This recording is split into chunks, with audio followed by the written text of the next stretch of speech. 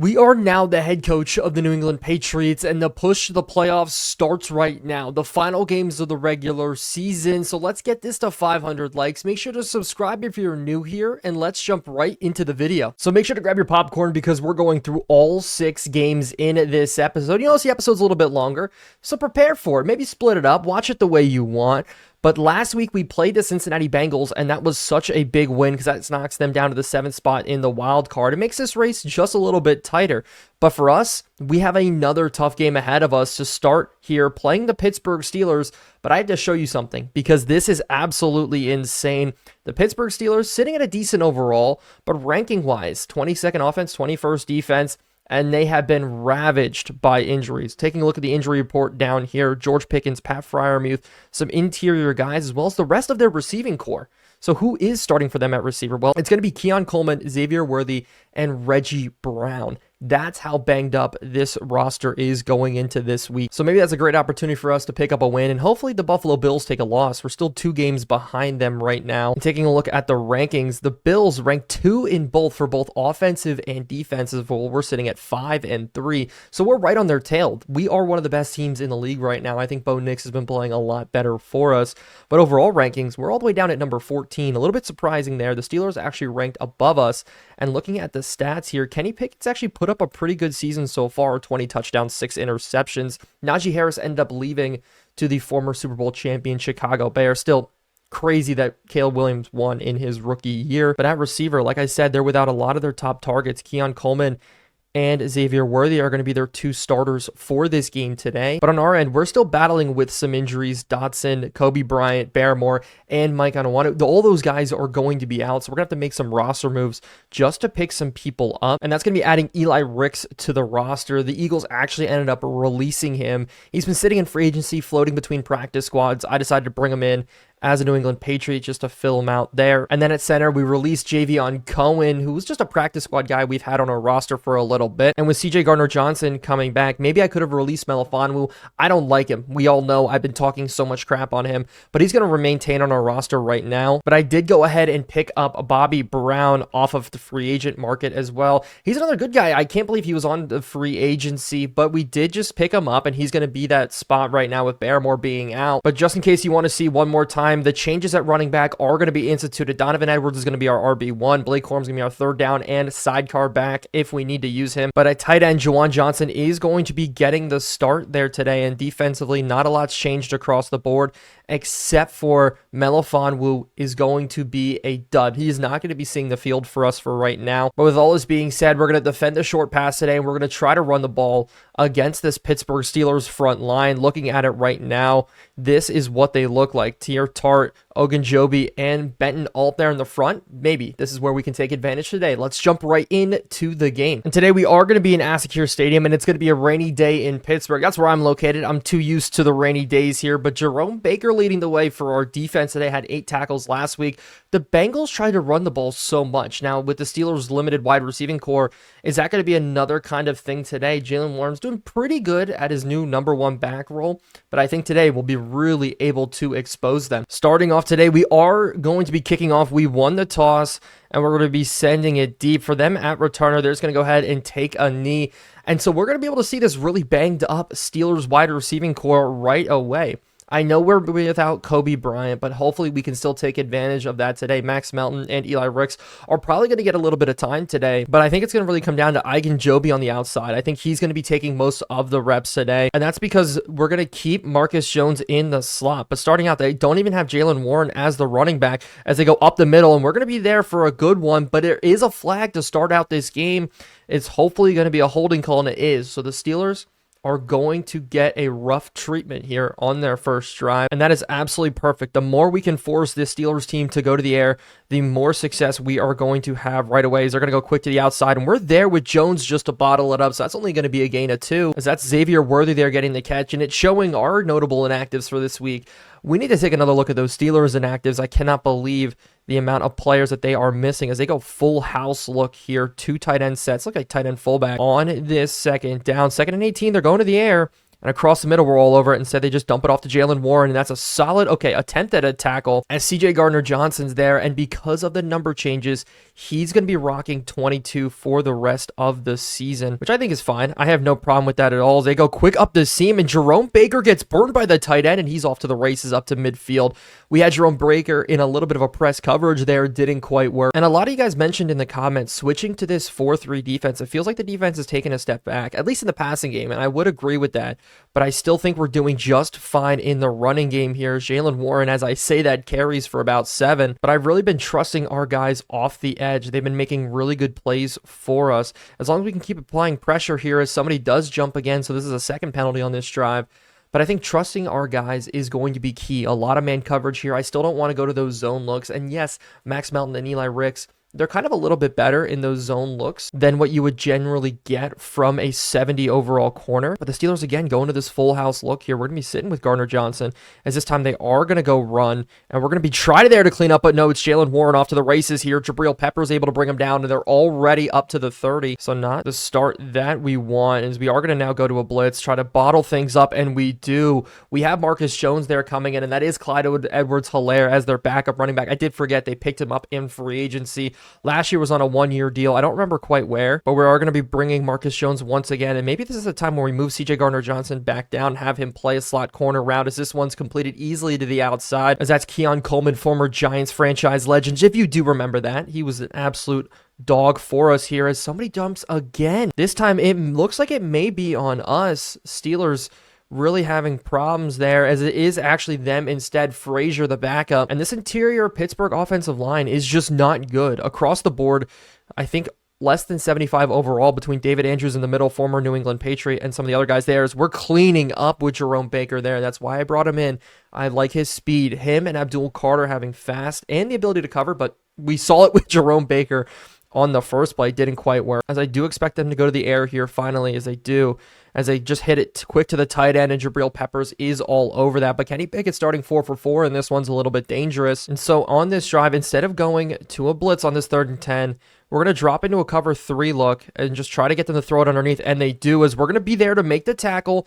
So bend but don't break, force them to a field goal here on this opening drive is absolutely fantastic. The nice thing is the game plan today is to run the ball, and this rain should be very helpful as the Steelers start this game off with an easy 3. And while this kickoff's going down, it is going to be Frank Gore returning, but thank you guys so much for the support on this series so far. It has been absolutely awesome. As Frank Gore up the middle, I try to pause it a little bit, and there's a little bit of a seam.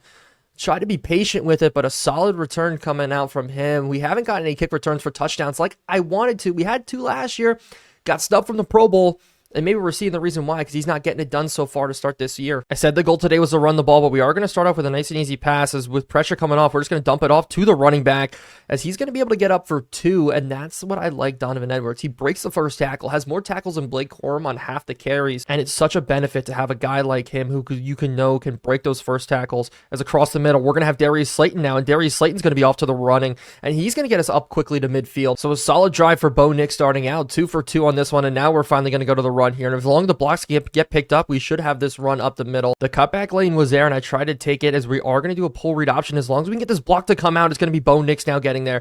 And you see the juke moves coming out as Bo Nix makes a solid one. Good blocks from Marvin Harrison on the outside, and no holding calls. That's something that's plagued us so far this season, as Mekhi Becton does go down with an injury, so both our tackles are going to be a little bit hurt in this one, as finally Blake Corum is going to check in, and we are going to go to him on a screenplay. Kind of use him a little bit like we used Frank Gore so far this season. The blocks doesn't get there. That's a bad one from the outside. Cole Strange couldn't find him. And if we can get Johnson on TJ Watt, this run should definitely open up here. Stretch play to the outside, and hey, he commits inside, and Edwards is going to have our first rushing touchdown of the game. Just like that, moving our way down the field so very quickly to put up points is crucial for us, and we were able to do it here. And somebody said add drip to Edwards. I kind of like the no gloves look. I think it gives him a little bit of swag here, as he does get this carry to the outside, breaks it off, and takes it in. And yes, there are Blake Corum supporters out there but I am all not for it. I am for Donovan Edwards. I like the way he runs. I like the way he breaks tackles, and I think he could really develop as we're going to keep Mekhi Becton in this game. So this time around, we are going to be putting a little bit more pressure on Kenny Pickett. I think that's something that we just didn't do right last time as they go quick to the outside, and it is a first incompletion for him on the day. So maybe that's going to be our key, because my hope is we can force him to make bad throws, and I'm expecting a run here with Warren, as it is going to be a pull read with Kenny Pickett, as the blocks do get picked up. But that is a great run and great play design from them, as it looks like Kenny Pickett's a little slow to get up there, but not quite injured, as we are going to nickel blitz here on this 3rd and 1. I am expecting another run to come out. I was really surprised by the read option, as it does come out again, and we are able to snuff it out. Brian Burns, that's the impact plays we need from him, and he's going to go ahead and force a Pittsburgh punt, as it is going to be Wilson who's going to nail this one deep. Marcus Jones back to return. It should be Frank Gore. We're going to make Frank Gore punt returner as well, as Marcus Jones quick to the outside, doesn't have the speed to get to the edge, and takes a massive shot there from Moon, the linebacker. But we're going to keep this look on the ground rolling, make TJ Watt the read man, take him out of the plays. This one's up the middle with Corum, and Corum's actually got a lot of room to the outside. Corum making one man miss, and it may be the running back system that works for us, because we are starting off this game hot. 66 rushing yards already. I think our most in a game is right around the 190 mark, and we are on a solid track to beat that here today. It's just up the middle, trying to find some room. Corum's able to get another one, and it's sad to see at safety for them today.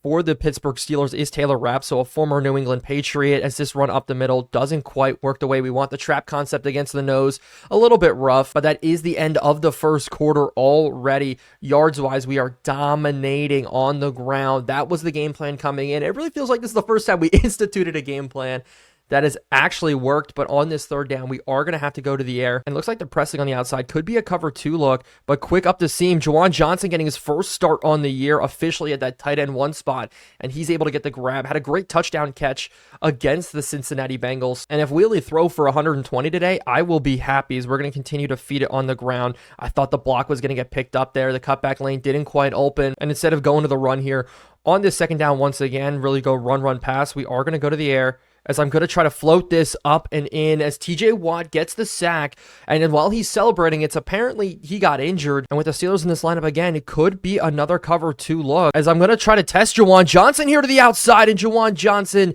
beats Taylor Rapp, the former New England Patriot, at the tight end 1 spot, really making an impact here early in this one, as it sets us up in a 1st and goal with 10 yards to go. We are bringing Demario Douglas, and we're going to give it to him on the outside, as he does get caught up, and Demario Douglas is going to find the end zone. Starting off this game hot, 2 drives, 2 scores, 2 rushing touchdowns in this one, and it's the wide receiver catching the jet pass. Well, it's not going to count as a rushing touchdown. You get what I mean. But it is going to be another score nonetheless. Joey Sly going to come in and to attempt the extra point, and we're going to be able to nail this one through and make this 14-3. I really think the difference maker in this one is because they don't have their starting wide receivers. Yes, they're going to be able to complete some passes, but the ability to take away a lot of the looks deep is going to be huge for us. As if we took Jerome Baker on that blitz there, I think we could have gotten a sack. I should have guessed pass early on, but we're going to be stacking the box. No really high safety looks, I think, is going to be our move on defense. I really like to take the first couple drives and try to figure it out, as I just guessed the wrong hole, and Jalen Warren off to a massive race there. Brian Burns making the tackle from behind. He's got 10 yards per carry, as we're the number 1 rushing defense in the league. Not showing it right now, so we need to tighten up, maybe roll some safeties into the box a little bit more. I know we were playing no high safeties, but maybe we'll leave one high and let him give a little bit more space to make plays, as Jabril Peppers gets absolutely walloped there, as Warren taking a nice juke move and carrying them all the way down to the 8-yard line. So as we're doing a good job running the ball, so are they. Jalen Warren, 82 yards already on the game, as this will set up for a perfect opportunity now, as we are stacking in the goal line look for Kenny Pickett to try to make a pass, but it's going to be Clyde Edwards-Helaire getting the carry, but it's a pull read, and Nakobe Dean snuffs it out. Good play by him, but this might turn out to be a shootout here. If teams are just putting up points like this, we have 14. Pittsburgh looking to make it 10 right now, as they do this full house look, and it is a run, and we're trying to get there with Jalen and get on top of Jalen, but it's not working. It's a 3rd and goal now from about the 3-yard line, so can we put up another good stand here, as we're going to pinch our guys in the middle, guess run up, as it is going to be a fake pitch and it's going to go to the outside. Judon bottling it up. A great play from him, making the plays when it counts, and instead of making it 10-14, it is only going to be 3-14, and with the Steelers not being able to stop us, maybe we could put up another score here before the end of the half. Start this game very, very hot. And with them having TJ Watt injured, I think it just adds a little bit more to our ability today to just get on the ground even easier, as this is just a completely scraped over and bottled up. A loss of 3 to start, so what I was saying was probably wrong, but hopefully here we can open it up and at least get a couple of yards back on this passing play.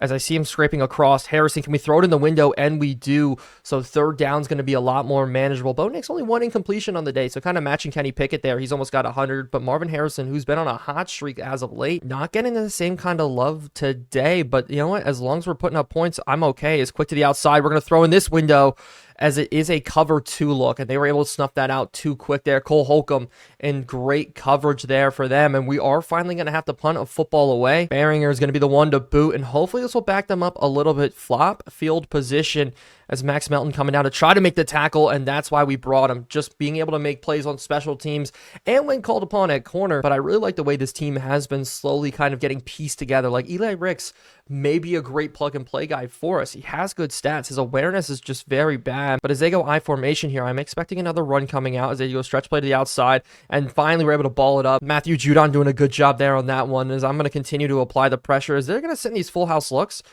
I will play everybody down in the box. I will have no issues at all. As this one, Nakobe Dean, we're almost able to make the tackle, but then it's Jalen Warren busting it off again. Over 100 yards today already in this one, 10 yards per carry. And this is the exact opposite of what I wanted to have happen. I wanted to make Kenny Pickett one-dimensional, have to pass the football, but it's just not happening today as they go quick to the outside and he's not able to complete it. And I don't want to go zone looks either, so I'm trying to decide how do I want to play this. Maybe it's just sit in the 4-3, as it is a screenplay now coming out to Warren as we get blocked. Luckily, there's going to be a holding call. I think I saw it there as we do finish up the tackle with CJ Gardner-Johnson, but there should be a holding call on Jerome Baker there. Is this illegal contact on CJ Gardner-Johnson? Okay, so not the penalty I expected there. So that is just an awful play for us as the Steelers are just driving. Counterplay coming out, and Brian Burns snuffs that one out. Thank goodness we have him. Thank goodness we traded for him. I know a lot of you guys have not been fans of him since he came over, but the 2-minute warning is here, and I am a complete fan of it because it's not just the impact plays of getting sacks. Sacks are a good stat to have, but what I care more about is the quarterback rushes, the ability to get the quarterback out of the pocket, make bad plays. Now, against the Dolphins, if you remember that game, that was the exact opposite of what happened. Cam Ward was scrambling all around us and making great plays as he tries to dump this one off, and it's almost intercepted by the defensive tackle. Judon getting in there, making an impact play, and that's why I like this defensive line, as we know this is going to be a pass here on 3rd and 11. Ogunjobi's going to be man-on-man with Warren as they go quick to the outside, and it is a solid breakup by Jones. That was Keon Cole, or Xavier Worthy, screaming up the seam. They were going for verticals, as this is going to be a very long field goal in the rain. If I remember, the wind should be 7 miles an hour against them here, so will this be enough? As this could give us some good field position if this falls short, as it does actually have the leg. So the Steelers 3 field goals in this one, 9-14. We still hold the lead, and with still 1:48 left on the clock, maybe we push the ball down the field a little bit more, try to put up one more score. 17-9 would be solid. But in the last game against the Bengals, our defense did the same thing, as we do get a good return here all the way up to the 26. We haven't let up a touchdown now in almost 6 quarters. That's really a wild stat if you think about it. No touchdowns at all in 6 quarters. As we're going to try to look for somebody here and just throw this one up, and Slayton makes the grab. No freaking way. We're going to go to no huddle right away. That is what we get from Bo Nix. We haven't been able to do that in season number 1, but in season number 2, I'll take that one all day long, as now we're going to scramble with him to the outside and just get pushed out of bounds by Ogunjobi. But you heard it here first. Bo Nix for MVP. That's what I think could happen if we continue to make good plays with him and develop him well, as we're going to go quick to the outside. And it's going to be the linebacker or defensive lineman who's not tall enough to get there, as we're going to go to the hurry up and try to take a shot deep here. I want to be able to stop the clock if we don't quite get it. But we're going to test it up to Harrison, as it is going to be a bad throw right over top. Luckily enough, we stopped the clock. 2nd and 10, but I at least want to get ourselves in field goal range now. The only problem is here, Harrison does check out. So with this coverage look, maybe we can get somebody open. As I see him, it's a broken coverage, as it almost opened up for us. If I threw that maybe a little bit earlier or a little bit to the left, Patterson wasn't going to be able to get over. But Justin Ross, who gets limited reps, he's against a small DB. He's 6'4". I want him to be able to make those plays, but now I want to get to the first down marker. I think that's a more important thing right now, as we're going to try to hit this quick and underneath, and it is going to be caught. 4th and 2, we're going to burn a timeout, and coach suggestion says go for it, and we are here. We're going to try to run it with Corum. Hopefully enough, this will throw them off, and we're going to be able to pick it up, as we're going to try to hit the seam, and we do. So we do get it. I'm going to burn another timeout, 36 seconds. We're going to take a few shots and try to get to the end zone again. Coming out first is a 4 verticals look, and Frank Gore does check in, so he's going to be blocking, as we're going to try this deep here. This ball to the corner of the end zone, and it is caught. Tipped up and caught by Marvin Harrison Jr. Not the best pass in the world, but when you have a receiver like Harrison, those are the plays that you can make. Oh my goodness. I need to take another look at that one. Just a wheel route and a 4 verticals look, getting thrown up, and it's just tipped right up to him. Couldn't have fell in any better, and we're able to put up another score in this first half. The offense is cooking. Joey Sly is going to attempt this kick, and I think this is going to be enough now to send us into halftime, but the Steelers may try to push the ball, being down now 21-9. We know they're going to push the ball, I guess. Looks like they're going trips right here. Trips left, I mean. I got to hold up the fingers. I got to know which one's right, which one's left. But this throws behind. And as they try to push the ball, Kenny Pickett makes a bad pass. Christian Gonzalez gets the easy interception. And just like that, we're in scoring position one more time. And with one timeout left, we're going to try to take some more shots to the end zone here.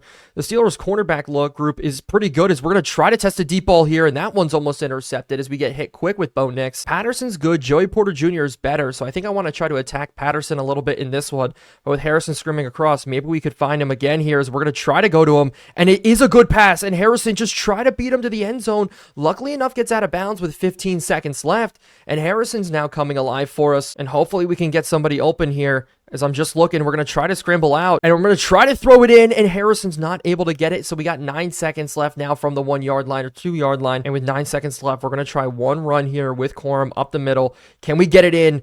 Corum not able to get in. We're going to burn a timeout with 5 seconds left. I think we can make one more quick play, but I definitely needs to be a pass to the end zone, and we are going to go to the wide side. It's going to be Slayton one-on-one out there.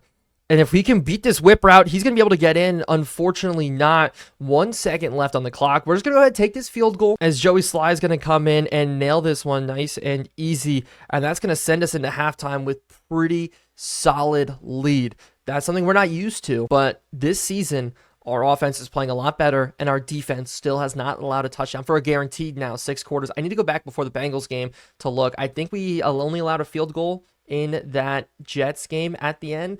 I may be wrong though, so it could be 7 quarters, but at halftime we are playing very, very well. Coming back out, I want to go to the ground as much as possible. I want to go and win this game. And the crazy thing is, we start with the ball. Gore's been doing a good job returning well today. We're going to try to get another one here. I'd love to open one up, and I see the lane. Oh my goodness, Marcus Jones, if you just picked up your block, that would have been a seam buster right there. I'm really interested to see how Madden implements the new kickoffs that just got announced into next year's Madden, because I think that will make it even more exciting. Think about it. You're going to have to return every single one, but Edwards is going to start us off here on the ground, as it's going to be a tough run for him, but luckily enough able to squeeze through the seams a little bit. And this is really becoming just a 2-back set, 2 and true with the 2 backs, as I'm just very excited about how they've run the ball as we kind of push them forward once again. Corum got 32. I think Edwards is at 23, as the safeties are going to be coming downhill on this one, as hopefully it's going to be a give read. No, instead it's going to be a run, and it's Bo Nix making guys miss, and he's just going to slide down.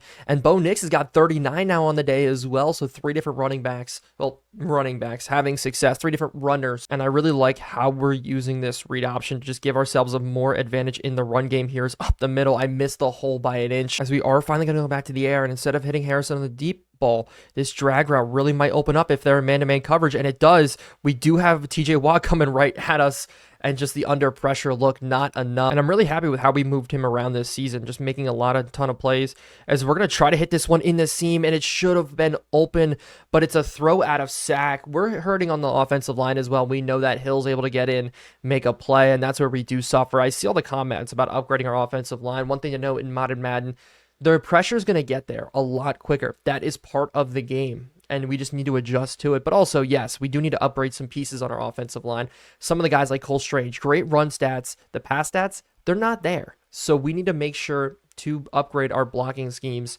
And in this second half, shut down Jaylen Warren. And it's not the runs to the inside. It's runs to the outside as we're going to spread our defense now as they do go run up the middle, and we're going to be there to, but Jalen Warren breaks a tackle actually, and he carries for another gain of 10. I was talking about, hey, I have this scheme, it's going to work, and then it just doesn't right away. So not the best start in the world, but we're going to be sitting Roman free here with Jabril Peppers, as it is going to be a pass underneath, and it's almost intercepted by Christian Gonzalez again. Kenny Pickett, who started the game 6 for 6, I think it was 6 for 6, maybe 5 for 6, is now 7 for 13 on this game, completely dying off here, as the only thing working for them is the run game. So I guess that's fine, as we finally fill with a good tackle on Warren, as Jerome Baker gets banged up after getting absolutely pancaked there. So that means Bentley's going to have to come in and get some more reps, as well as Nakobe Dean, a little bit undersized. That's been the problem his entire career, but how can he fill in the run? That's a big question, as they're just going to dump this one off, and it's a bad pass coming out again. It's pressure coming, making Kenny Pickett make bad plays, as they are going to punt this one away.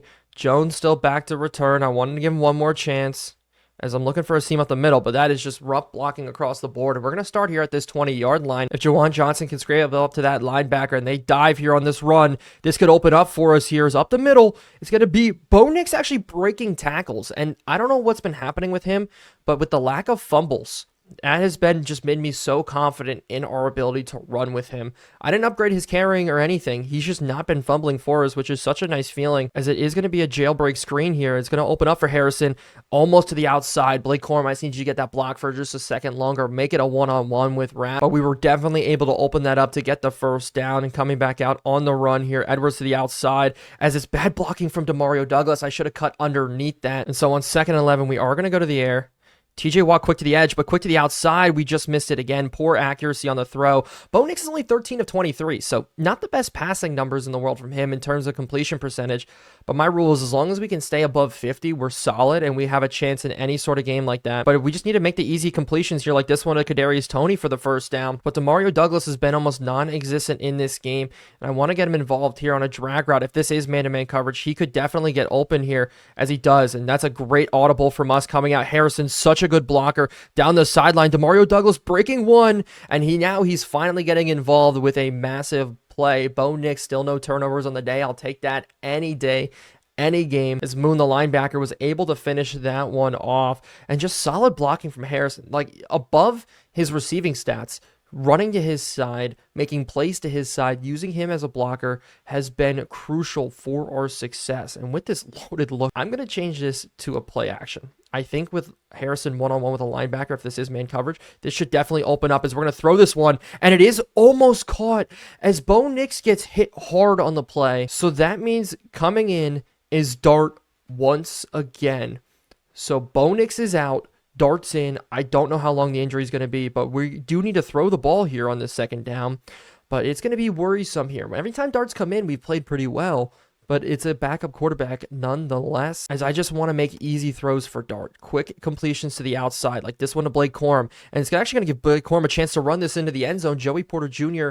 on the other side there, Patterson on that side, and we're just continuing to attack Patterson in this one, as we're almost up to 400 yards of offense, as Bo Nix is going to come back into the game, though. So we're just going to be good. Bo Nix has been cooking. We're going to keep rolling with him. But Edwards in now to try to run this one into the end zone, as the cutback lane was there. Good jump coming out from him, but not enough. And that just means we are going to go to the air here on this 2nd and goal. As TJ Watt, and I see him, Juwan Johnson, tight end 1, making the play, rolling out. I was thinking about scrambling, but it's hard to scramble when you have TJ Watt on that side. Juwan Johnson, though, nice settle. Linebacker left him, and he is able to get into the end zone. Massive start to this 2nd half for us, as we're able to put up another score in this one. Starting to run away with it now in this game. Our defense is still playing absolutely phenomenal. And I'm really just looking at one more stop, as I expect them to go to the tight end here one-on-one. As she's up the seam, and it is going to be an interception, but I think it's going to be a penalty on us as we do blitz up the seam there. CJ Gardner-Johnson, this looks like a roughing the passer call all over it, and it is.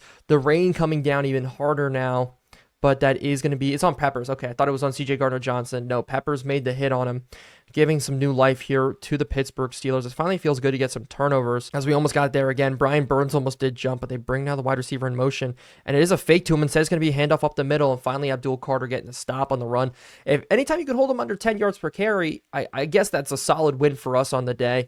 As I do go to the run again here, actually play action look, and we do get a sack coming out. Abdul Carter finally getting the first one on the day for us. I think maybe Matthew Judon got one. No, he's been sniffing out the runs for us, but this time we're able to get it done with Abdul Carter.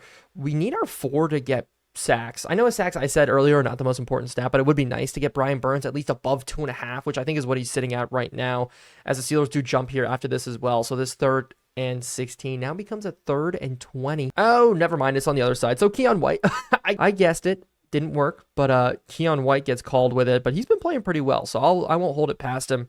Playing in that interior for some of the other guys missing as they do go to the air here on this 3rd down. Now it's 3rd and 11. Pressure coming. Brian Burns giving chase, and that I'll take that any day of the week. Thank you, Brian Burns, for getting the pressure off the edge, as it does make it so they have to punt, as we're going to move Eli Ricks deep to try to return this one. Jones get another shot, and Eli Ricks looks terrible in that 40 jersey. I may need to change that as a run to the outside. Jones not going to be able to get it, and coming out, we are going to just try to run the ball here. Corum in first, trap play, and it's going to open up the middle, as it's going to be the outside, and Corum now, I guess he lost that starting running back spot and has now decided to run a lot better here, except for he hasn't been the one breaking tackles like he's used to.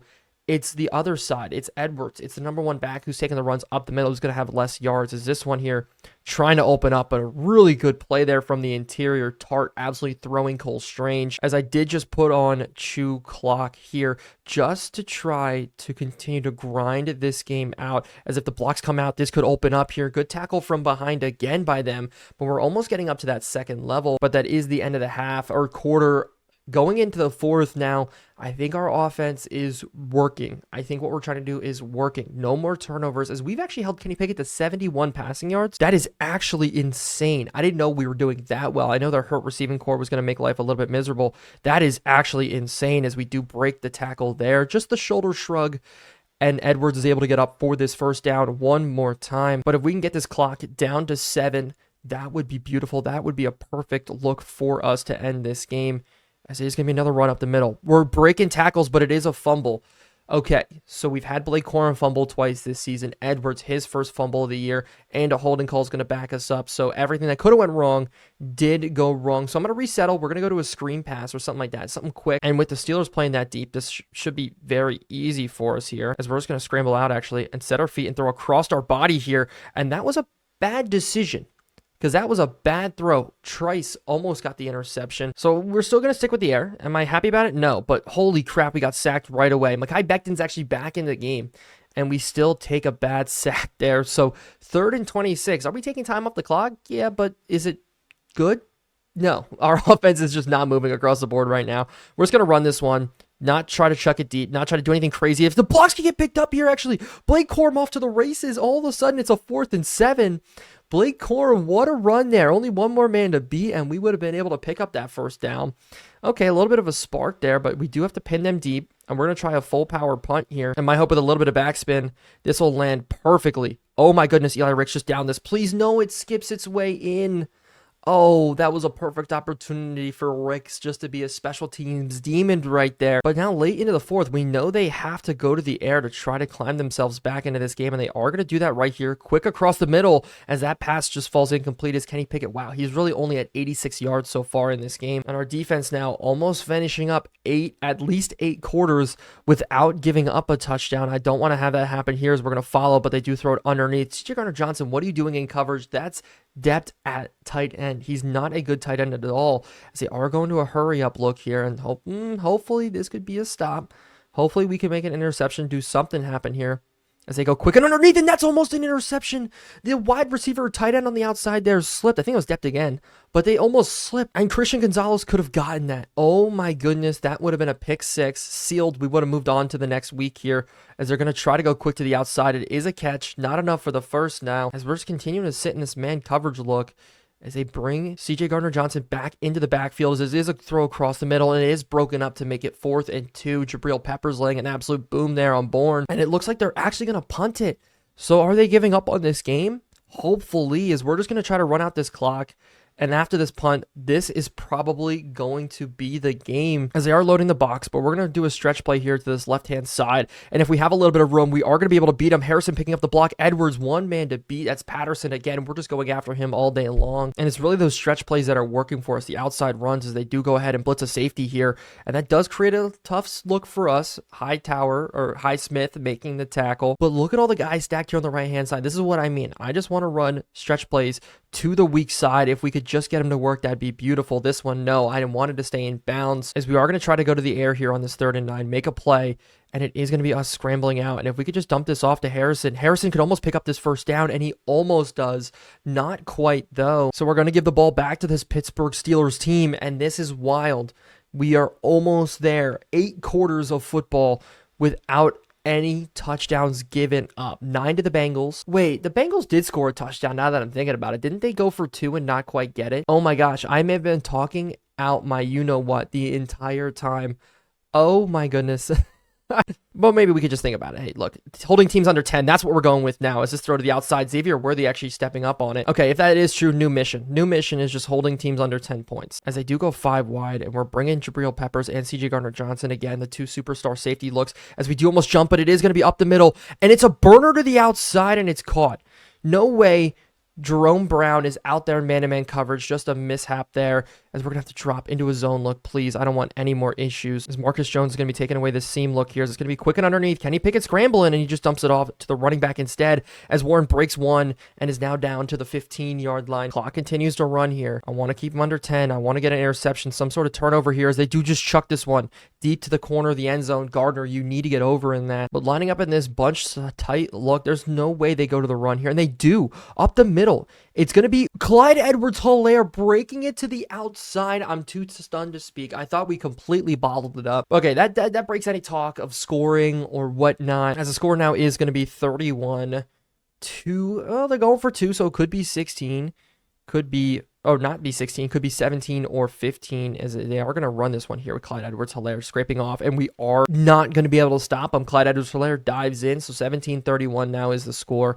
I'm expecting an onside at this point in the game, as they are going to actually kick it deep instead. So hopefully we don't have to run too far back as we do, but luckily enough, they boot this one out of the back of the end zone. So 2 scores is what separates us, so we still need to pick up a first down in this one, at least a couple of them, and just try to run away with it, as we do find a nice hole here with Edwards. Edwards is going to make a good juke move, and that's how we started off here. Both of our running backs over 60 on the day, as I'll just be more than happy to keep feeding him here. As another good block, as we do just let the block settle a little bit, and that's another solid run, as I'm just all over this right now. Corum does check in the game, and he's going to get a chance to run the football here. Juke move to the outside, not working. He's over 70, so both of our running backs over 70 now on the day, as we just continue to whittle this clock down. As a run up the middle, we're still falling for, but they're finally going to start using their timeouts, and with running a stretch play to the outside, we're going to go against TJ Watt's way. We're going to go the other way here, as it just doesn't open up. We break 1, but there is a timeout coming out on 3rd and 8.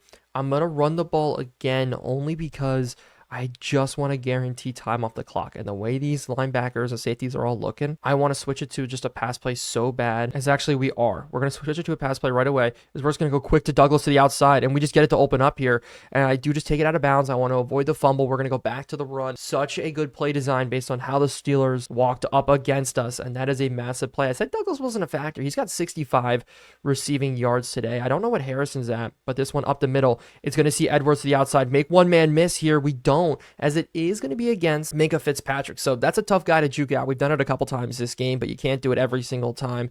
As we're just going to keep pounding this rock up the middle. As when I envision what I want our running back room to be, this is it. This is the success I want to see from our guys. And one more first down should do it here with Edwards running one more time to the outside. We try to stop again, just stumble, and they're telling me to pass for it. Coach suggestions are saying pass. Not all of them though, but we're just going to try to continue to run it. And we fell off that block so bad, as a holding call is going to come out. Really, this late in the drive, we're going to get hit with a holding call. It was just a halfback base. If that's going to be called on Cole Strange, I'm going to lose this. Sydney Snow on the other side, it's still the guard spots, and it does stop the clock. But on 4th and 2, if we just pick up this first down, this is game over. And we're going to make TJ Watt the read man here, as he's going to crash in, and if we're able to take it with Bo Nix, we'll get the first down, but we won't. And with a minute 15 left on the clock, I'm not worried about the points. I don't want to give them the ball at the 20 or the 25 to start. This is a 2-score game. We'll give them at the 10-yard line instead.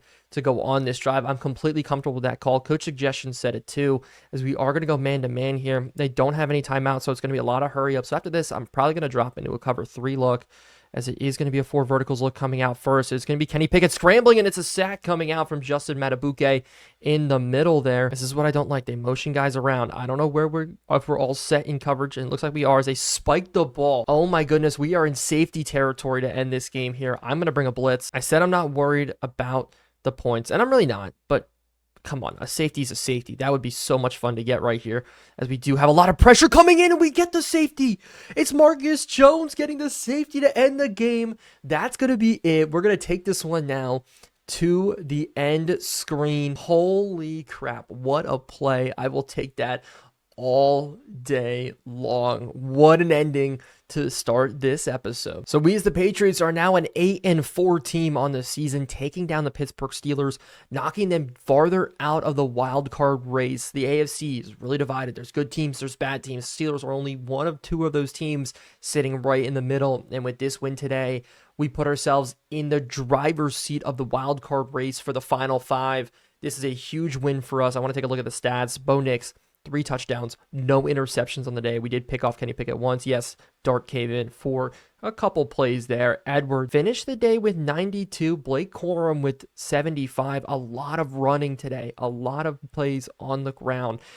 This may be our record in terms of rushing yards in a game. But then I have to mention in the second half, Jaylen Warren, non-existent across the board. Such a good job. Kenny Pickett only passed for 174. We knew he was at 84 going into the fourth quarter. They really had to pass themselves back into the game. Keon Coleman had 56.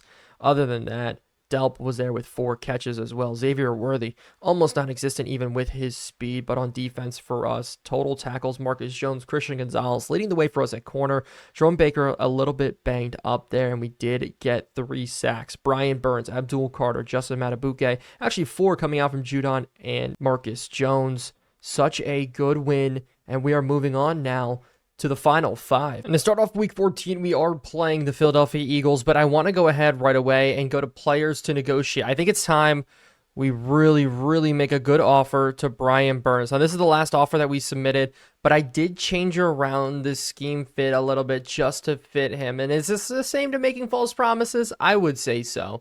So we're going to go ahead and offer him this same contract here, but he just wants to be around a little bit longer. So that contract, I think, was 3 years, if I'm not mistaken, but it looks like he will not come back on that. As for the rest of the team, Christian Gonzalez, we're going to take his 5th-year option. I think Hunter Henry don't want to re-sign.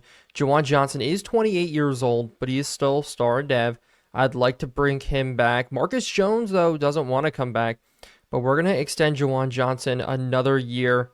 If we just go here, 3.5 and then 3, just for a 1-year deal. Is he going to come back? He wants to be around longer than that again. So these guys are really worried about how much time they have on their contracts. Cole Strange, former first-round pick. If he only wants this amount of money, I will be more than happy to keep him around for 3 years. He's going to be re-signed long-term. Luckily enough, I think we saved a lot of money on that look there. He's only a 74, but still as a backup or as a starter, that's perfect for me. Justin Ross at a 72 overall as well. I'm going to make him an offer. He wants to be around longer than that. Even with that deal, dude, you're a 72 overall wide receiver. Yes, you'll end up on some roster, especially because how injuries work in this system in Modded Madden.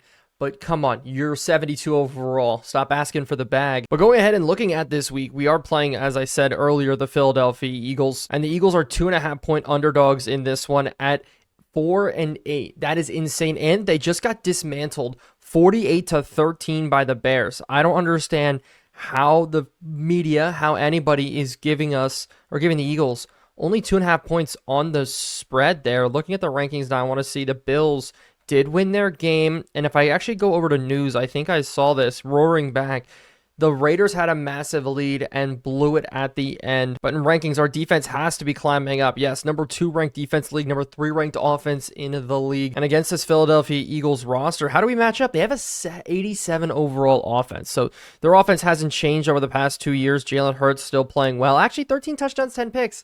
That's not that great. Running the ball, though, Swift, Singletary, Jalen Hurts, pretty good rushing numbers across the board for this team. Even Vidal at the back end as a 79 overall power back out of Troy, he's putting up good rushing numbers for them. So they're doing pretty well here. AJ Brown, Roma Duze, And Devonta Smith. I think Devonta Smith did miss some time, and he actually is on the injured reserve for 21 weeks, so he will not be playing today. Actually, going over to look at it, okay, Smith is the only major injury that they did have to their team. But the one thing I need to see is how did that defensive line develop for the Eagles? They spent a lot to go get Jalen Carter, Jordan Davis, and wow, they are good. Nolan Smith is the worst player on their defensive line. He is incredible.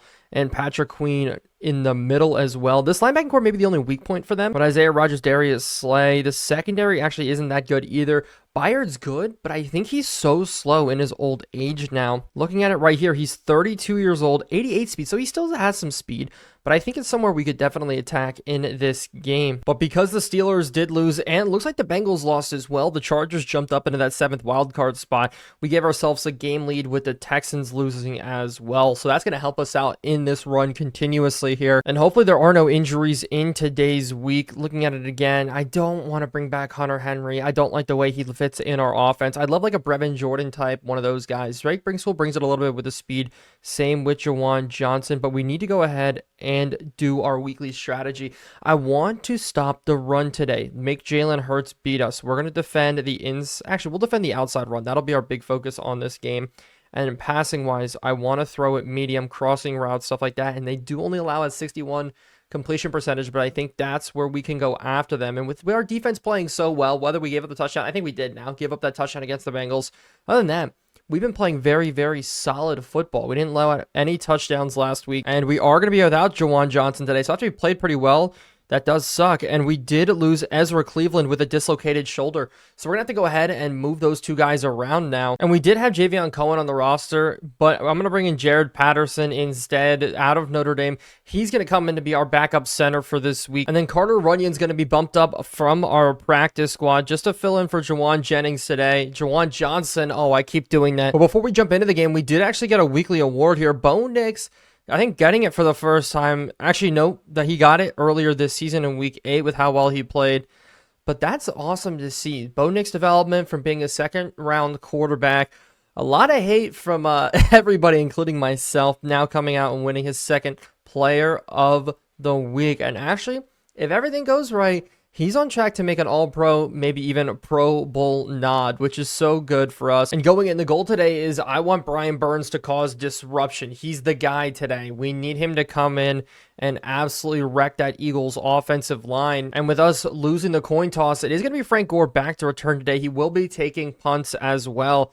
But I think the goal for us is put up points as early and often as possible. We need to be able to go on this first drive and put something on the board. With the Eagles being 4-8, they're still a pretty solid team.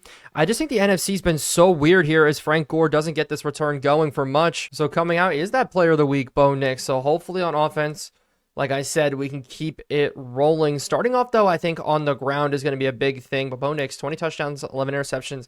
And 11 interceptions puts him on the upper half of the league. That's how bad quarterbacks play has been this year. Spearheaded by Anthony Richardson, who just topped 25 interceptions on the year, which is actually insane as we go for a run here to start out. And Blake Corum, good first run. He did well last week, one of his better weeks, I think, since early this season. But we do miss some key players today, but hopefully we can make up for it and make things happen. In the pistol look here, going to a dive look. I'm going to flip it here to this left side. If Demario Douglas can get his block, we should have a little bit of success, but this is a good fill from their linebacking core as Patrick Queen, rocking the number 42 there, is able to fill. So we're going to have to go to the air here early on this third down, and maybe Demario Douglas could be open here or Blake Corum leaking out, and we're actually going to go to him early here, except for they play up and it's almost intercepted. Oh my goodness, not the start that we want in this game. Slay coming downhill fast. I thought it was man-to-man the way he opened up with it. But no, almost an interception here as Behringer's going to have to punt this one away early in this football game. Eli Ricks became a special team for us. He comes down and makes a solid tackle. I like his big frame out of Alabama.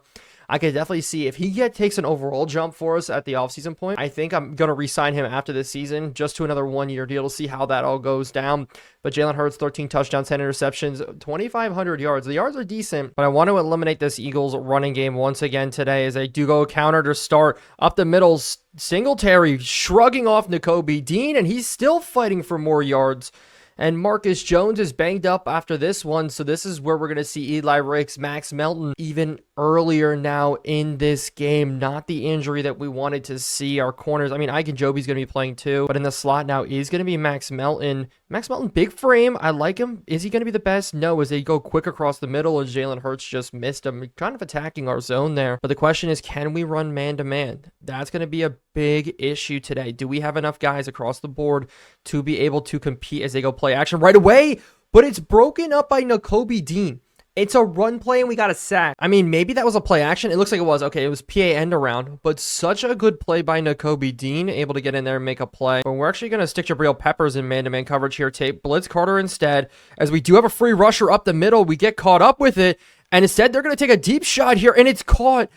Oh my goodness. That's how we're going to start this game. I didn't click on, but it's Roma Duze mossing Christian Gonzalez to open up the day. Oh my goodness. I expected Christian Gonzalez to go up, but he just played receiver. There's absolutely no way. I need to make sure to click on, because those passes cannot happen today. As Melton coming in almost gets the block off the edge, but the Eagles open this one up early with a score. So we're going to have to hit the reset button a little bit and now get our offense rolling. We're 8-4 so far on the season.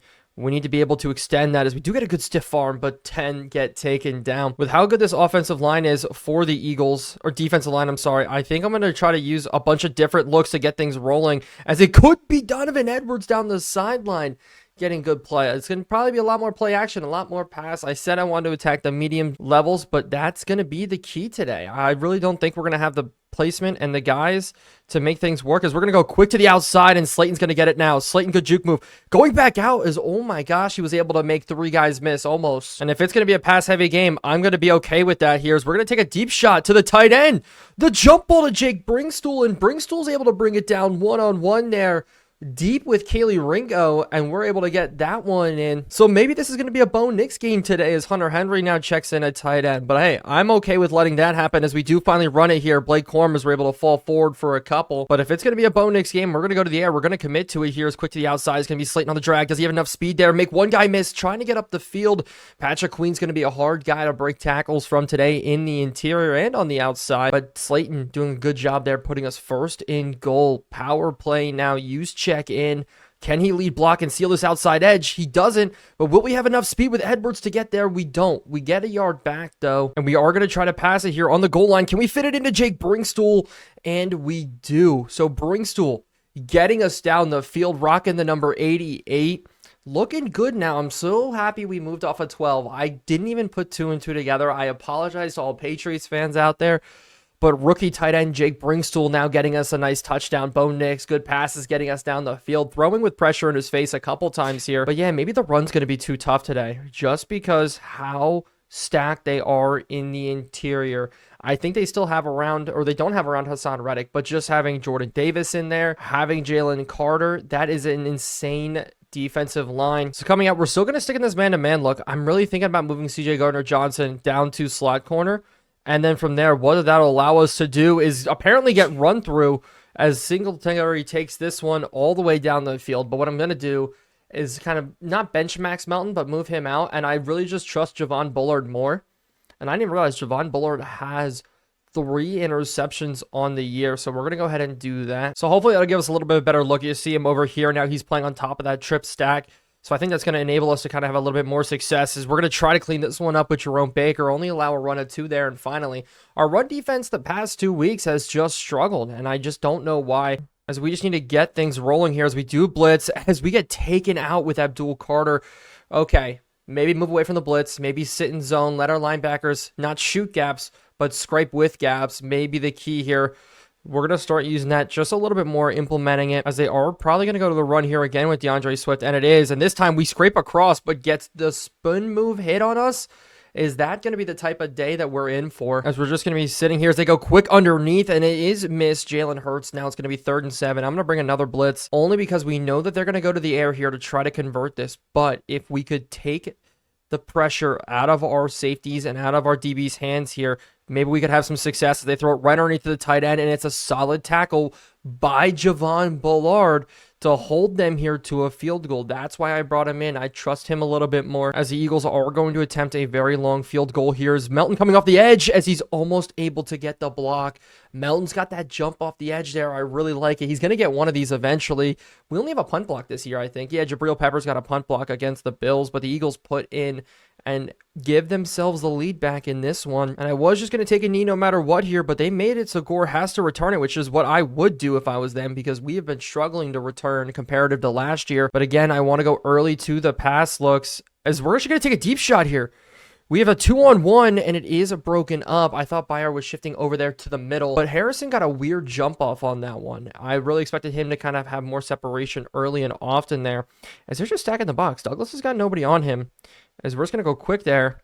Out to the outside with him, as he should be able to catch this almost for a first down. Please turn it up the field just a little bit more. So on 3rd and 1, we are going to have to try to pick this up on the ground. Edwards, stretch play to the outside, and the blocks are picked up. Thank goodness. Good juke move coming out, as we get a big run off of that one. And that is going to set up the play action a little bit. Try to go to it. Try to get some open looks. Is this going to be quick to the outside, but it is a bad pass from Bo Nix. Something we're not used to seeing as of recent, but we're going to continue to trust him. I'm not going to have any fears. We're not going to let those multiply there. Quick on the settle route is going to be Harrison, just enough to get 6. And with the corners shaded inside there, is this going to be a cover 2? It is, but we do have Brinkstool across the middle. He's slow, he's big, but he will make the catch on you, having one of his best days yet so far, as that will bring us to the end of the first quarter. Taking a look at the yards here, comparatively, we're passing the ball well, but we need to stop this Eagles rushing attack. I mean, that Roma Duze pass, take that one out. They have no passing yards.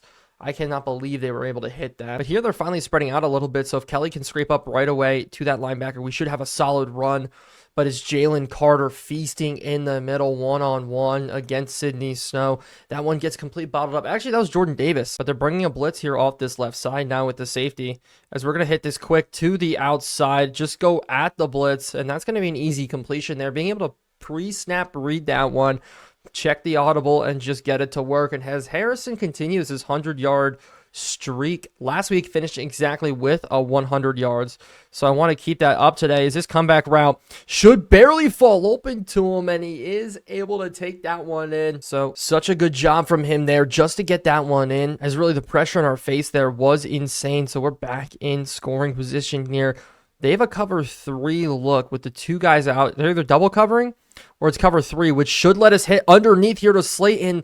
And it was open if we could have just connected. And with the Texans winning, looking at the bottom of your screen, this win is more important than ever, as Edwards is going to try to run this one in as he goes forward. But it's Jordan Davis again making a great tackle on us.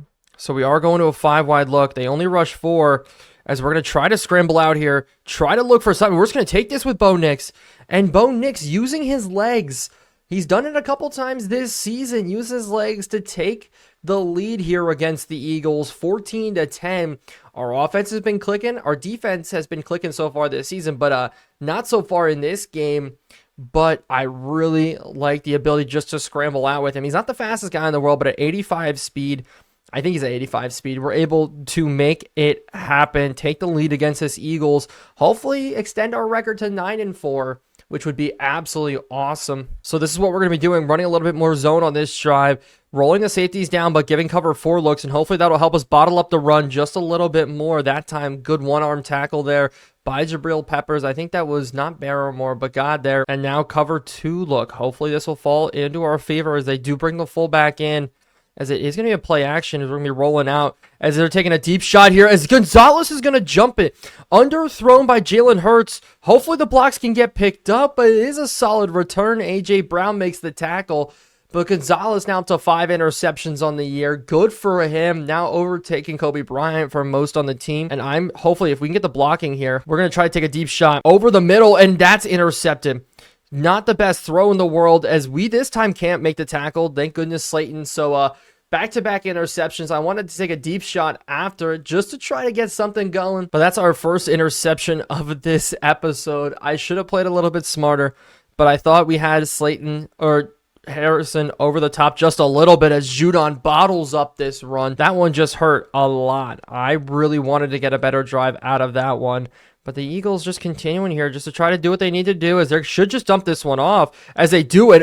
Oh my goodness. Oduze is fast. Holy crap. I didn't realize his speed because he felt that one while running across the drag and just absolutely took off. That's wild. I just checked. He does have 85 speed. So he developed in the speed category. That's nuts. As we try to fill Jerome Baker there and completely whip. But with the Eagles having a weapon like him, I cannot believe that they're not playing well this season, especially with Devonta Smith being out. He was a perfect, solid replacement for them as they do go jet motion here, but fake it. Instead, hand it to Swift up the middle, and Swift breaks one. And he got enough to get a first down as we're going to go back to this zone look to hopefully work for us. We're going to put Gardner Johnson in a little bit of a spy look instead of a blitz. I want to kind of roam with him here as this is a run, and Swift to the outside. Jabril Peppers giving chase. Gonzalez finishes off. But you guys need to let me know. I feel like, and the comments have been talking about it, our defense has been playing worse since we traded for Brian Burns. I mean, I kind of feel like it. I see it. Like, we're not getting the sacks. Something feels off. We're letting up a lot more big chunk plays. Let me know if that's the case, because I feel like it is, but I feel like it isn't. But you guys in the comments have been saying it. You know, some Instagram comments have also been saying it as well. So I don't really know. Actually, I feel bad. There's this one kid that just keeps DMing me going, trading for Brian Burns was the worst decision ever. Look, man, to that kid, if he's watching this, I feel so bad, and I'm sorry. But they take a deep shot here, and they have somebody open. A.J. Brown not able to connect. Is that Marcus Jones back in the game? Okay, so I guess he's back. Perfect. But we need to make sure C.J. Gardner-Johnson's in, because would be incredible. As we are going to try to go for a big hit there, but the wide receiver does stay up. Is that Cedric Wilson? That is. So with a little bit of movement there, it is going to be a read option. Actually, it should be it's going to be a lineman upfield. Okay, across everything. That's going to be a lineman upfield, ineligible receiver downfield. That's going to give us a nice little break there from Jordan Mailata. But shouldn't that also be a loss of down, if I'm not mistaken? Nonetheless, I'm still happy with how that went, as C.J. Gardner-Johnson is in now down on that right side, as they do an outside run, as we're going to go out and try to meet it there. But it's a chase down block all the way from Brian Burns. A chase down tackle, solid coming out from him. Judon gets a little banged up, so Keon White's going to come in and get more playing time here. Even Bobby Brown coming on the field. Bentley down as an edge rusher as well. So a little bit of an interesting look here as we try to swim inside with Bentley, get washed out a little bit, but luckily enough, Jones and Iginjobi there to make the tackle. Actually, those Baker and Iginjobi there to make the tackle, as Matthew Judon got a little knock on the head, so he's going to be out. Bruce Sternum, that's a concussion. We all know that. So with on 3rd and 10, they are going to have to go to the air. Hopefully they don't pick us apart. They've hit some good shots here in the zone look as I'm looking, as they throw it in the seam, and it is going to be a diving catch from Cedric Wilson. I was looking for that guy up the middle, but they hit us up the seam instead. We went cover 3. They went 4 verticals. That's how you beat it. And with the clock winding down in the first half, this is a little bit worrisome on how this is going to go for us. They're going to go quick to the air, quick to the outside. A.J. Brown's got the catch. Doesn't quite get in the end zone, though, as a 2-minute warning is going to be here, or they're going to try to run this one in before it's called, as it is going to be, they're going to try to run it, and Swift's going to be able to get in. 17-14 is the score now. We lost the lead, and with the 2-minute warning here, we are going to try to push the ball. We have the 1 interception with Bo Nix, but we know that was like a punt. I'm not even going to be counting that, but we did kind of throw away a possession there. And the nice thing is, if we take a knee with this one, we can actually run it on the first play of the drive. And hopefully we can pick up a couple yards here with Donovan Edwards. But holy crap, did you see what Jalen Carter or Jordan Davis, whichever one there, did that in the middle? Just absolutely throwing a guy off of him. And that was a complete waste of a play here, apparently, as we're going to go out now to Edwards just in the flats. He's going to be able to get out of bounds and make it a 3rd and 2, but well, you can't run against this team, apparently, because how good they are in the middle, as we just need to get the first down. We need to be able to complete this to keep this drive rolling, as we're actually going to scramble out here with Bo Nix, and we're going to try to throw it, and it is going to be caught by Harrison, luckily enough, and I'm going to burn an early timeout, and there's a reason behind it. I want to get in the right personnel grouping before we do anything, because we are going 5 wide looks here. We have Slayton underneath, but we have some matchups that I do like here, is up the seam. If we can get it to Bringstool, that'd be a great completion. Oh my goodness, Jake Bringstool, keep playing the way you're playing, because this is awesome. We're going to go ahead and now test one to Harrison. A slot fade coming out. Test him one-on-one here. Can he win the jump ball? He doesn't against Slay. Slay's still one of the best corners in the league. I know he's dropped in overall. Regressed a little bit, but he still is extremely solid. As we are going to take this snap on 2nd down and look. And I see him up, and we had it. We had it beat there. Demario Douglas on that wheel route was wide open. So we just have to continue to try to get things rolling. As the pressure's coming, we're just going to throw it in, and it is going to be 4th and 19. So not what we wanted. I was hoping to get Demario Douglas to catch and run there, as Joey Sly has to hit a 59-yarder with wind like this. I think that sack knocked us out of field goal range. We're going to take the timeout, and we're going to go ahead and punt this one away. That is a horrible drive that could have went so right for us. And this one's a nice punt coming out from Barrymore, as it is actually the gunner who's going to catch this one here. So not too bad. Bayard catch the punt. That's just weird. But we are pinning them deep. I was just worried about missing it, and then we were going to give them the ball at like the 50-yard line, but now they're gonna have to go 90 yards in 45 seconds if they want to put this one in. I'm actually worried here about 89 one-on-ones. This one does get thrown underneath. AJ Brown beats Christian Gonzalez once, and they're sitting in the hurry up look. Guys are going to be moving around here, as I just don't like Baker one-on-one with AJ Brown. We switch Bullard to it here, as we're going to be running across, and this time, no, to the other side. It's a Duze beating him, and we cannot let up any points, but the Eagles are really showing it here. We need an impact play from Brian Burns, please, as they do take a wheel shot here, and it is almost completed. This Eagles offense is terrifying. The weapons they have, the things that they can do with you, is they instead run a mesh concept here, and we just want to tackle them in bounds, and they burn a timeout. They completely let the clock run there. I think a mismanagement, as this one's going to be a very, very long kick, and hopefully Frank Gore Jr. is back there to return, as this one is going to be out of the back of the end zone, but it is no good. Had the distance, maybe, but luckily enough, we saved ourselves here before the half. And what's our field position like? It says take a 66-yarder. Not going to happen. Instead, we are going to be taking a Hail Mary, and they do have a Son Reddick down there. I was mistaken earlier. I saw it. As we're going to test this deep to Bringstool. The pass is going to be up, and it's almost caught off of Harrison's hands again. If he were to catch another deep ball like that, absolutely insane. The Hail Mary before the half, almost getting in, but the Eagles have the lead here in this game. We have 32 offensive snaps, only 14 points to show for it. Rushing yards 24, passing yards 174. So we're doing good through the air. Maybe we need to get better on the run, or let's abandon the run at this point. Looking at the bottom of the screen, that's a good thing to see opening up the half. Yes, we're kicking off, but the Bills are down 10-0 against the Miami Dolphins. Such a good thing for us, because if we can walk away with a win, we're only one game behind now. But then again, we still need to walk away with a win here today. As the Eagles starting off this drive, we'll bring a man in motion. We're going to go ahead and shift. Actually, we're going to shift back. Shift back. Please shift back. As they just counter it instead. And it's a blown play from the beginning. I think bad on both sides, as Singletary not able to get much. As it's weird that Singletary's taking more of the reps than Swift in this game.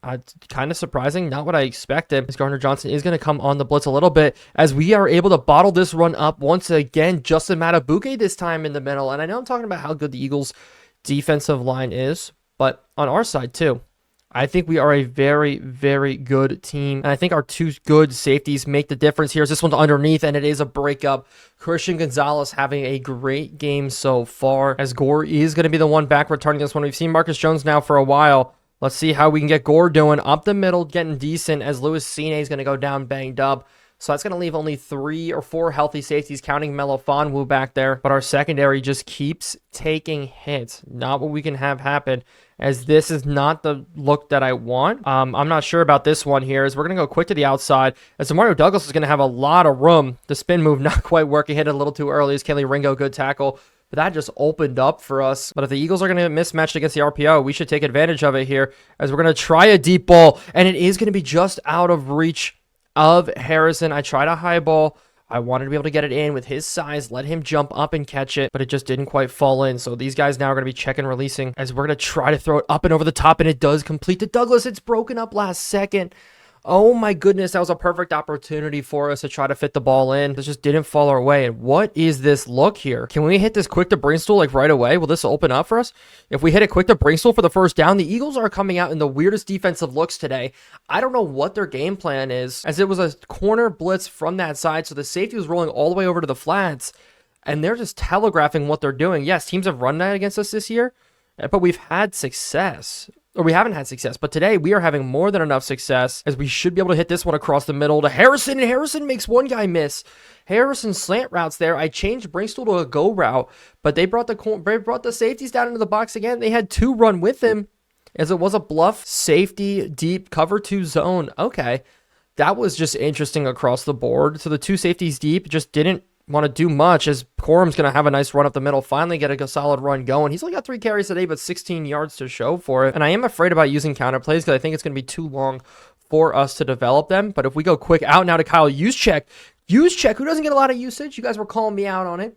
He's able to get the first down for us. And I would love to find some more looks where he is on the field. But with them crowding the box, 8 in the box for them. Sorry, 7. I forgot how to count. We're going to move some things around here and just try to throw a fade route to the corner of the end zone, and Harrison not able to bring it in one-on-one with Slay, as Bo Nix almost 30 passes already in this game. As now I'm going to try to let our guys just go one-on-one. Slayton this time on the outside, as he just beats him to the outside, and he is going to make the catch, but it's going to be 3rd and goal. Wasn't able to stay in, so we're going to have to look end zone here, and I see him across the middle. Kadarius Toney back of the end zone. Kadarius Toney coming out of nowhere. If we threw it to him, you should be expecting a drop or maybe a rap album dropped after he catches it. But nonetheless, he catches it. He's in. That was a terrible joke, but I digress. I'm not even going to cut that. We're going to move on. Kadarius Toney getting the catch one-on-one with Kaylee Ringo. Maybe that's how we revitalize his career. What a catch right there. And I'll be completely honest. He was like my 4th read on that play. It was simple as that. I was not going to throw to him. But the way I saw him break off of that, I was like, oh, that's solid here. Is they're going to throw this across his body? Jalen Hurts, what a throw there to A.J. Brown. Quite a way to open it up there for the Philadelphia Eagles. But we're going to be sitting in these zone looks just a little bit more. Bullard's going to be rotating down here. And it looks like they are going to go to the run. And we're going to be there all day eating that up with Abdul Carter. Those are the kind of reasons that we did draft him in the 1st round. He's an absolute stud for us. Tavai, yes, I do miss him every once in a while, but I think Abdul Carter has played phenomenal for us here as on the 2nd and 9. They are going to run this one again, and we fill with Jabril Peppers all day and finish him off with Brian Burns and Marcus Jones. Forward progress is not our friend there, but it is 3rd and 9 nonetheless, and we are going to be bringing some pressure on them again here. Try to get this ball out as quick as possible, especially if Stingley goes out, as they do go out to him, and he is going to break one tackle and make us miss, but I don't think that's in field goal range for them. They're going to go ahead and punt this ball away, as I am going to go for the block, something we don't usually do. Louis Cine coming off the edge here. Do we have enough to get in with him? As it's not looking like it, but this punt is going to pin us. Actually, it's not that good. It's going to go out about the 11-yard line, so I was worried about going inside the 10. But now we can extend our lead, hopefully with some points on the board here, going right away, as we're going to throw this one up and over the top here. That's a great knockdown by Slay again. He just keeps making plays on us, as that was just the perfect opportunity to let Slayton run free. There was nobody on top of him in that coverage look coming out from the Eagles. Is this going to be Edwards now to the outside? The blocks aren't going to be there, but Edwards enough there just to at least get couple. I thought it was 5. It does only get 3, leaving us now in a 3rd and 7. Man-to-man is what it does look like here. Harrison actually is zone look, and Harrison's going to be wide open. Harrison, just run all the way. Harrison's got so much space, almost making the spin move work. I can't get a spin move to work for the life of me. That is such a big play, as I do see him. Bringstool, please bring this in. The big fella, Jake Bringstool, doing his work here. He's got to have over 100 yards today at this point, right? As we're almost 300 passing yards deep in this game. We started off Patriots franchise not being able to throw the football. Now we are slinging the rock here in this game. As we're going to go quick to the outside, just go to Edwards. Make a man miss. Nope, we can't, so we pick up nothing from it. And as our backups do check in here, as I am going to test this one here, up and over the top, Justin Ross has another opportunity given to him, and he's not able to make it work. Does now put us in a bad 3rd down spot. Justin Ross, he's killing me. He wants more years on his contract. He's making plays like that, as I'm just going to be scrambling out here at Bo Nix, and we're just going to take off on the... Oh, please. I wanted you to pick up that block so bad, Corm, instead of turning up the field like that. And so Joey Sly is going to have to come in and make a 42-yarder. I thought Blake Corm was going to pick up that block, and we were going to be off to the races. I think I just botched this field goal coming out, and I did. Oh, my goodness. So we do have struggles here. Welcome to Modded Madden, JD's and Lettleman, and we're going to try to go back out on defense. If you're coming for top-tier Madden gameplay, competitive, Skimbo Slice type of gameplay, that's not going to be happening.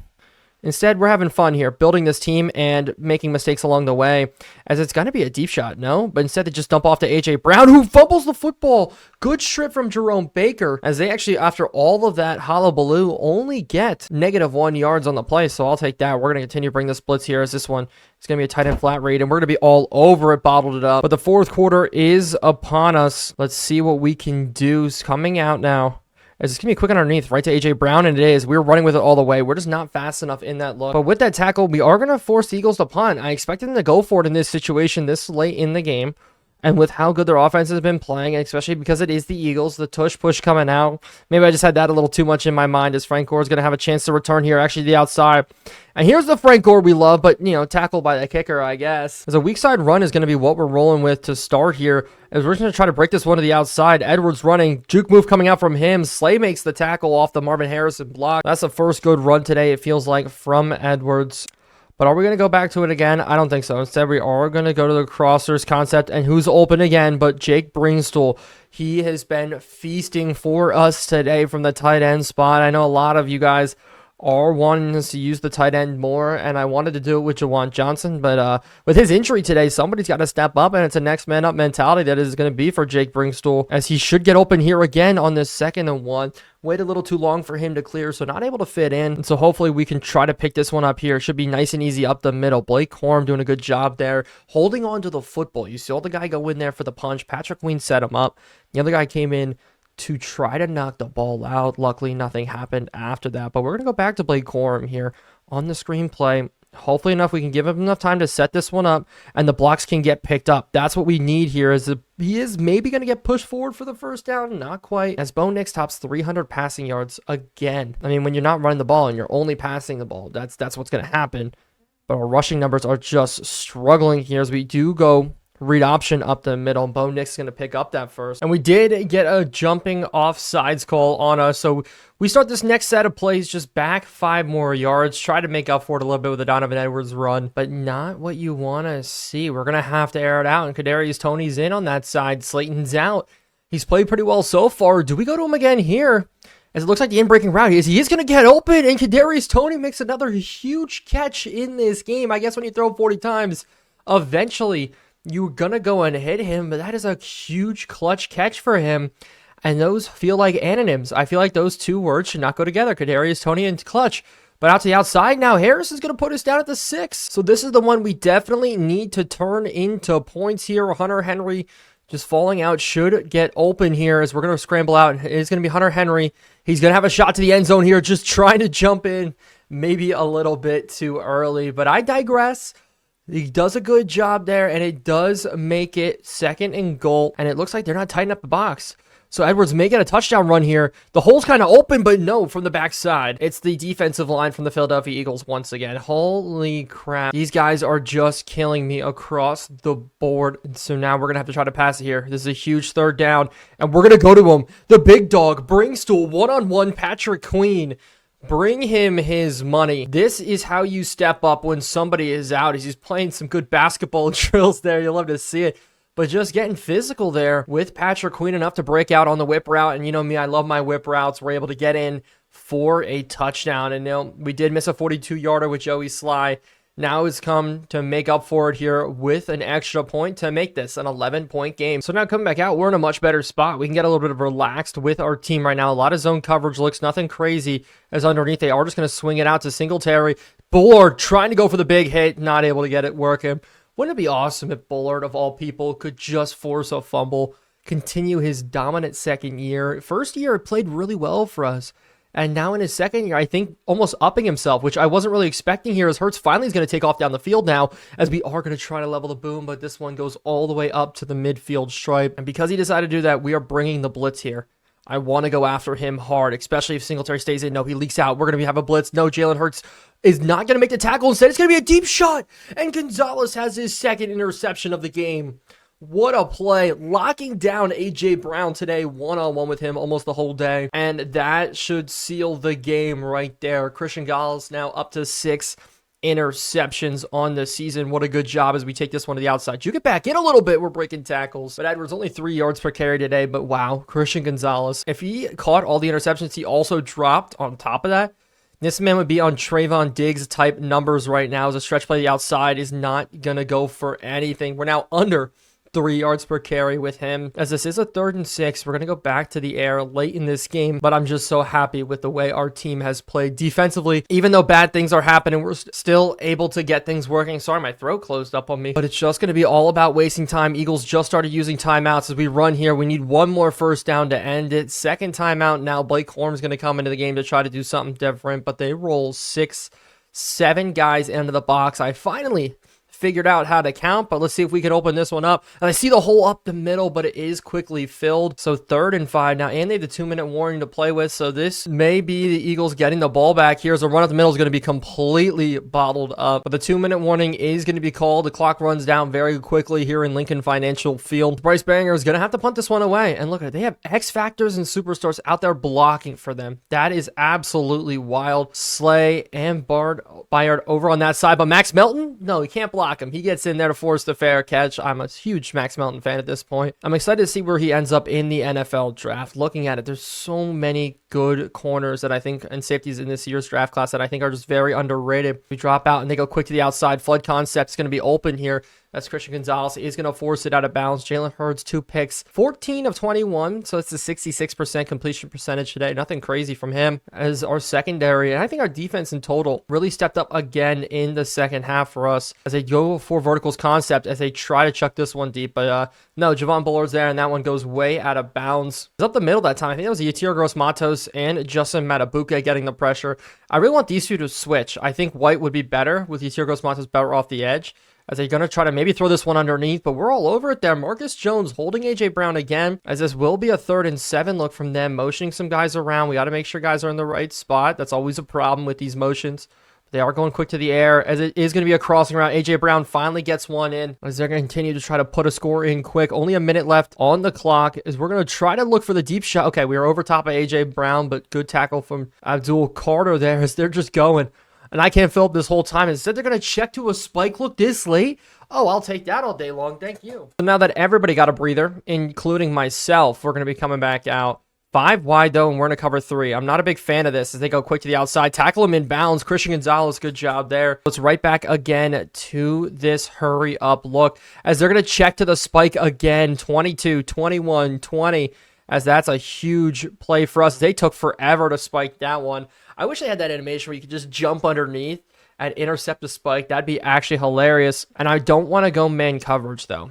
This late in the game, there's no reason to go man coverage. We're going to go quarters. Just protect the end zone. Try not to let another score in here with 17 seconds left, as it looks like they are testing some deep shots here, and they are going to put it up. Back of the end zone. Go after Christian Gonzalez one more time, as that's going to sail out of the back of the end zone. Roma Duze and Christian Gonzalez, hey, look, started this game bad. We know what happened with him and Roma Duze, but hey, up and over the top, making it happen, making up for it in the game with 2 interceptions is huge. As I'm looking for right in the seam shot here, instead throws it out of bounds quick. 8 seconds left now on the clock. Because now we're just going to play man across the board and 3 deep guys. Kind of that prevent look here, as it looks like they're going to take a Hail Mary look here. There's no way.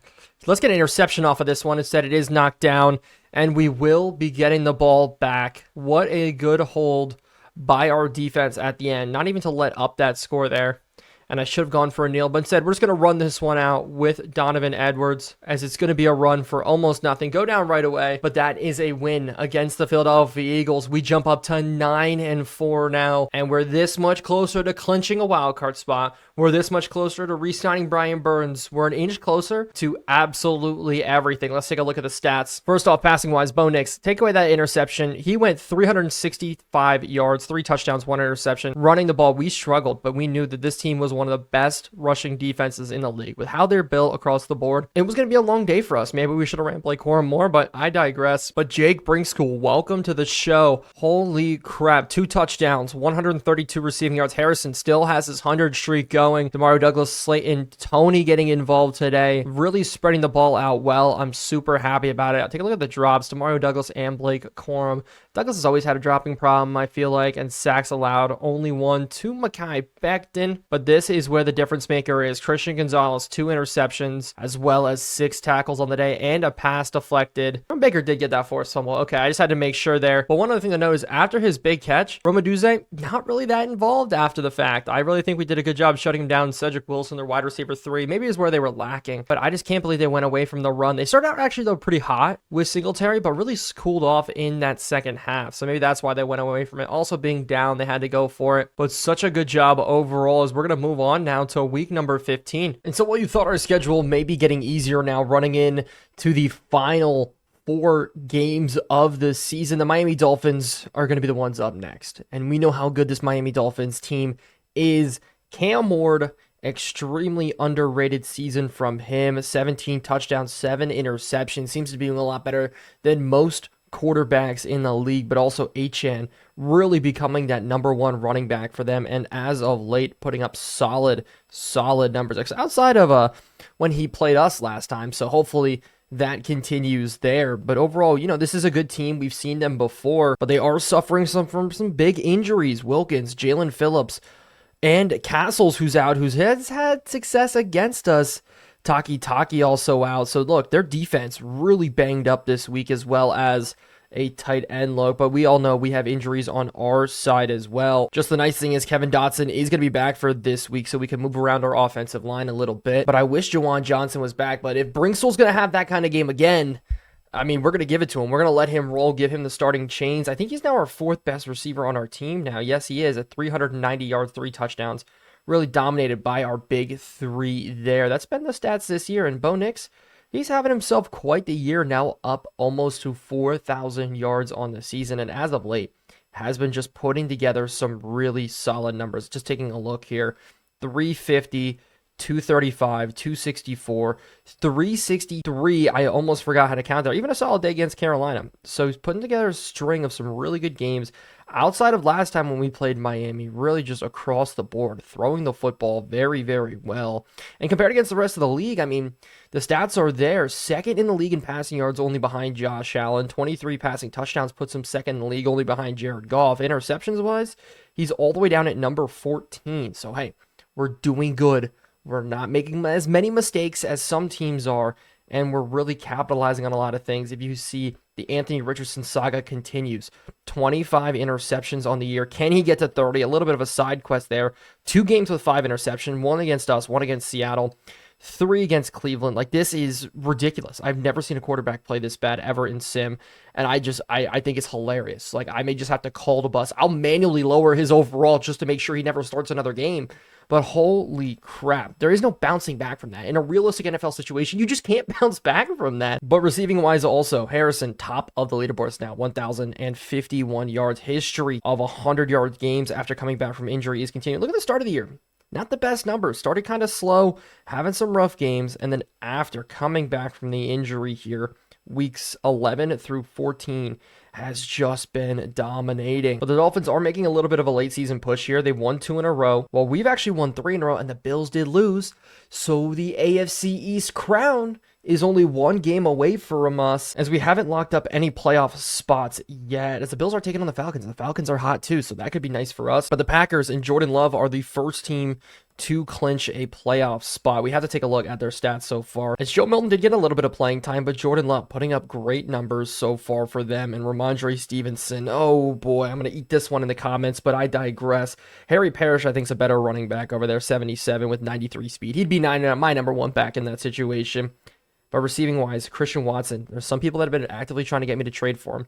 Even like past trade deadline, like I'm doing a realistic rebuild and I keep seeing on my socials, like the shorts that I produced for this series, trade for Christian Watson. Well, I can't. We're past the trade deadline now, but I moved forward with that one. But I don't think last time we played them, Tyreek Hill was healthy. Maybe I'm wrong on that one, but I'm just not remembering playing against them. Christian Gonzalez did win Player of the Week for us, but the NFL still really getting hit hard by injuries. But let's go run into the game plan here and see what we're looking at for this week. As obviously, hopefully no injuries come about. We're going to defend the deep pass today with Tyreek Hill, Jalen Waddle, those guys still available. Jalen Phillips, you're injured. You're not going to be working against us today, as we are going to try to run the football. I think, again, running the football is going to be big with Wilkins and Jalen Phillips out. I think on our weekly game plan goals, it's going to be not get 5 rushing touchdowns. That's wild. I want to get 2 rushing touchdowns, but we'll maybe do plus 200 rushing yards. And injuries, cross the fingers. We cannot have them decimate this late playoff push in the season. Yes, we rattled off 3 straight wins, which is such a good feeling. But, if we can't string more together after that, we could see our playoff hopes die off very, very quickly. 9-8 is still in the cards, but hey, we do have 9 wins so far. But before we jump in, I want to make one more massive offer to Brian Burns, as his interest went back down. Oh, that's because I did change it back to the 4-3, but we're not going to make that offer then right now. We are going to go ahead and actually just jump into the game, get rolling in it, and try to take down the Miami Dolphins. And I feel like we're just not winning coin tosses anymore, because we are returning this one here again to start today, but we're going to be smart with it. Just take a knee, and we're going to start here on offense. Get something rolling quick and early in this game. That's going to be key for us. As long as we can put up points early, I think we're going to force the Dolphins to try to throw the ball But with our pass rush, with our secondary, and at least how we played, that should put us in a successful spot right away. But with the superstars out on the interior, this is where we're going to be able to run the ball today. Darius Slayton, if you could pick up this block, we can open it up right away. Blake Corum up the middle. That's what we need. 5 yards carries throughout the entire game. As even though Donovan Edwards is considered the starting running back, I think it's really key to understand here that they are just going to be splitting carries. They're splitting reps, splitting carries, and that's just going to be more beneficial for us throughout this entire season. But locked already in a 3rd and 4. We're going to have to go to the air to try to pick this one up. And out to the outside, Harrison. We're throwing in 2-man coverage, but it is going to be enough for the first down. Not the best read from us coming out, but Harrison really showing flashes on why he is one of the, if not the best wide receiver in the league this season. Is now we are going to a screen look, but I think they may be all over it here as we're going to back up, try to throw to Slayton now, and actually the blocks get picked up all of a sudden. We're off to the races with Slayton down the sideline. Nobody's giving chase out of the left-hand corner. Finally, he shows up, but Slayton making a juke move, getting us all the way down to the 5-yard line. Slayton flashing the 95 speed there early in this game, and we're going to put up some points very, very quickly. Now, I don't like how this look is, so we're going to switch this to just an inside zone here. As long as we get the double teams working, this should be in for a touchdown. Great blocking from Hunter Henry. Look, Jake Bringstool's the starter, but I will never say that Hunter Henry is an awful blocker. Way to pick up those blocks, take out 2 guys on the same play, and we're able to put up an early score against this Miami Dolphins team. And we talked about Cam Ward's stats. We all know he's a very dangerous quarterback. Last time, what killed us was when we were able to get him out of the pocket, his ability to extend the play, make plays downfield, sling the rock, as we are going to have a tough day today going against them as Achane try to go for the run there. CJ Gardner-Johnson bottles it up. But Christian Gonzalez has one of the hardest assignments today. As for most of the game, unlike right now, but most of the game, he will be one-on-one with Tyreek Hill. That's how I have it set it up here as they go quick underneath, and we're bottling it up right there. Just a quick throw. But one other guy we need to watch out for today is going to be the guy who got the reception there, Lad McConkey. Very dangerous slot receiver. Gives me Hunter Renfrow type vibes, but I think is honestly way more athletic as they go quick to the outside. We were all over it. I was watching for that quick out. The stick concept, bottling it up as Jonnu Smith does catch it, but we do force an early punt from this Dolphins team. Didn't take a lot of time with the clock. A nice little 3 now as Hayball is going to bomb this one deep. Jones back to return. I forgot to put Frank Gore back there, so I guess Jones will get the first return as that one goes for absolutely nothing. So back out on offense, back to the run right away, and this hole should open up as we are almost able to squeeze through. And you watching this are probably thinking, hey, why are we not just running Blake Corum here? Why are we running Donovan Edwards as well at this point in the season?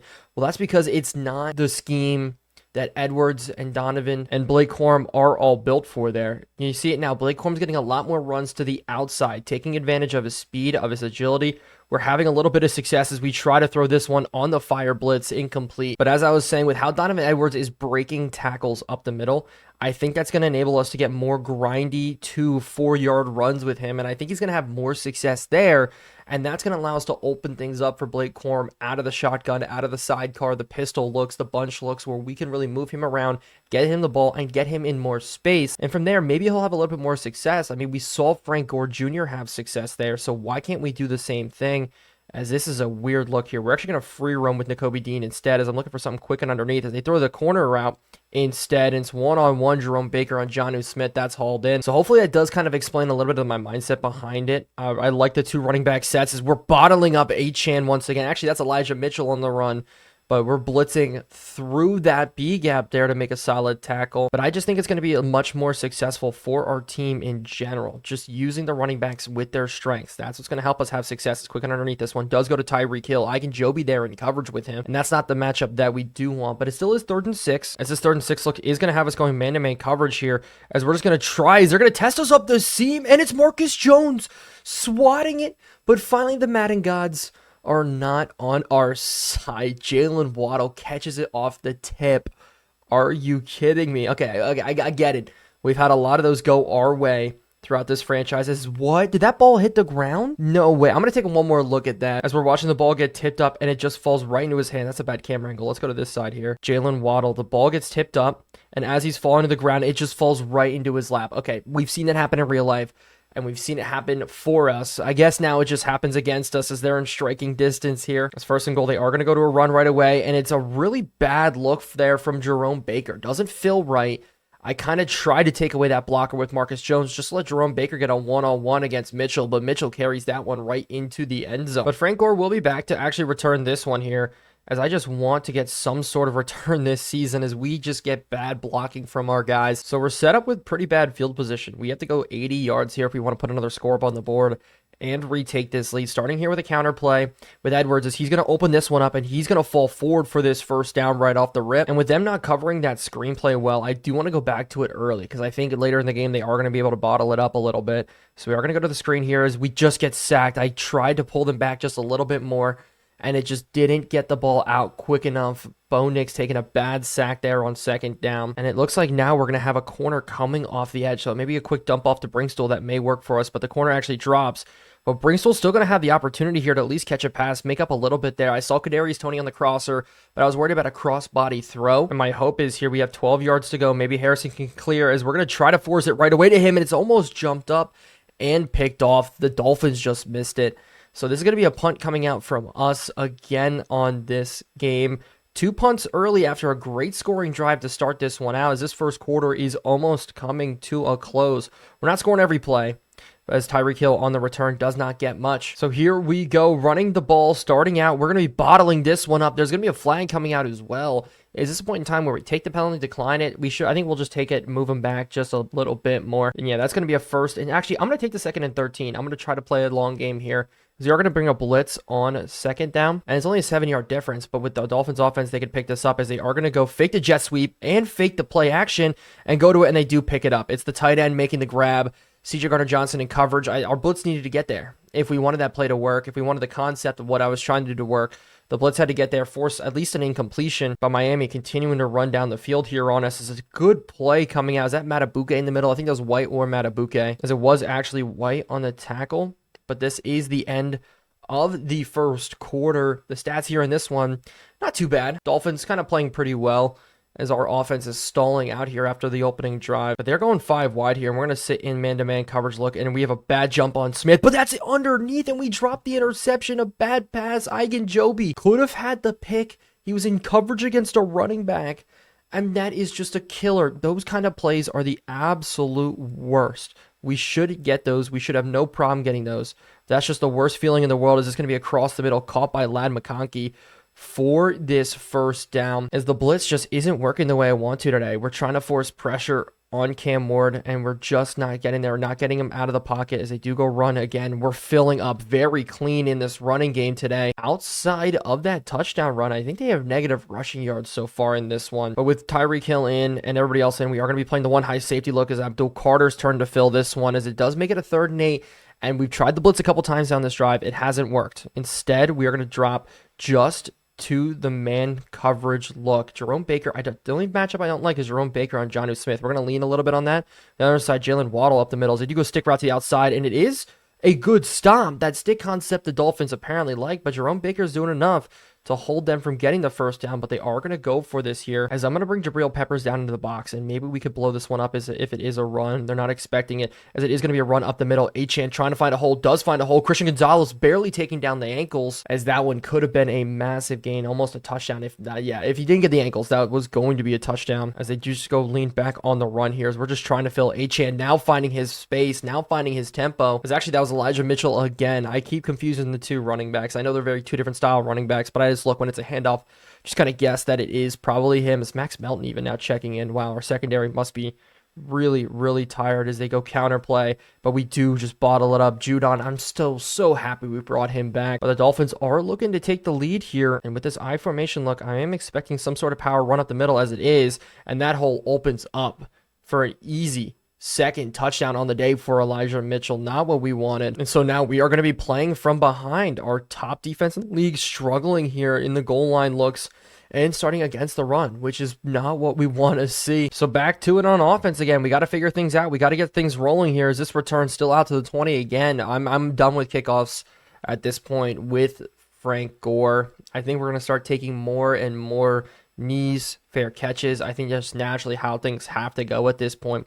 as you're going to go to the air early, and Jake Brinkstool's wide open again. If he wants to have another good day, I will feed him the rock all day long, as I also like their blocking looks here with Brinkstool and Hunter Henry. I think we're going to be able to have some success in the blocking or in the running game. Scraping out, Hunter Henry's able to pick that one up. Elijah Mitchell off to the races, not being able to get the juke move. See, that's where Blake Corum has his success. Donovan Edwards, it's making that first guy miss with a broken tackle. The juke move, that's Blake Corum's bread and butter. So that's the compliment that we get between the two. As we are going to go to the air and backside, I think we should have Harrison wide open as just a stop route, making one man look silly. You can't go one-on-one with him. That curl route's going to be open. We're going to take advantage of it. Sometimes the best offense is the simplest offense. And so let's keep this rolling here. I'm going to take a deep shot if it does open up, and it does open up. We're going to go throw this inside as it is jumped right in front of. I should have maybe high passed that, but Harrison does check out here as we go 3 tight end look, but we are going to go to the air, and we're going to have to scramble out to try to get something to work, as maybe we could just fit it in for a couple yards, but Hunter Henry, please.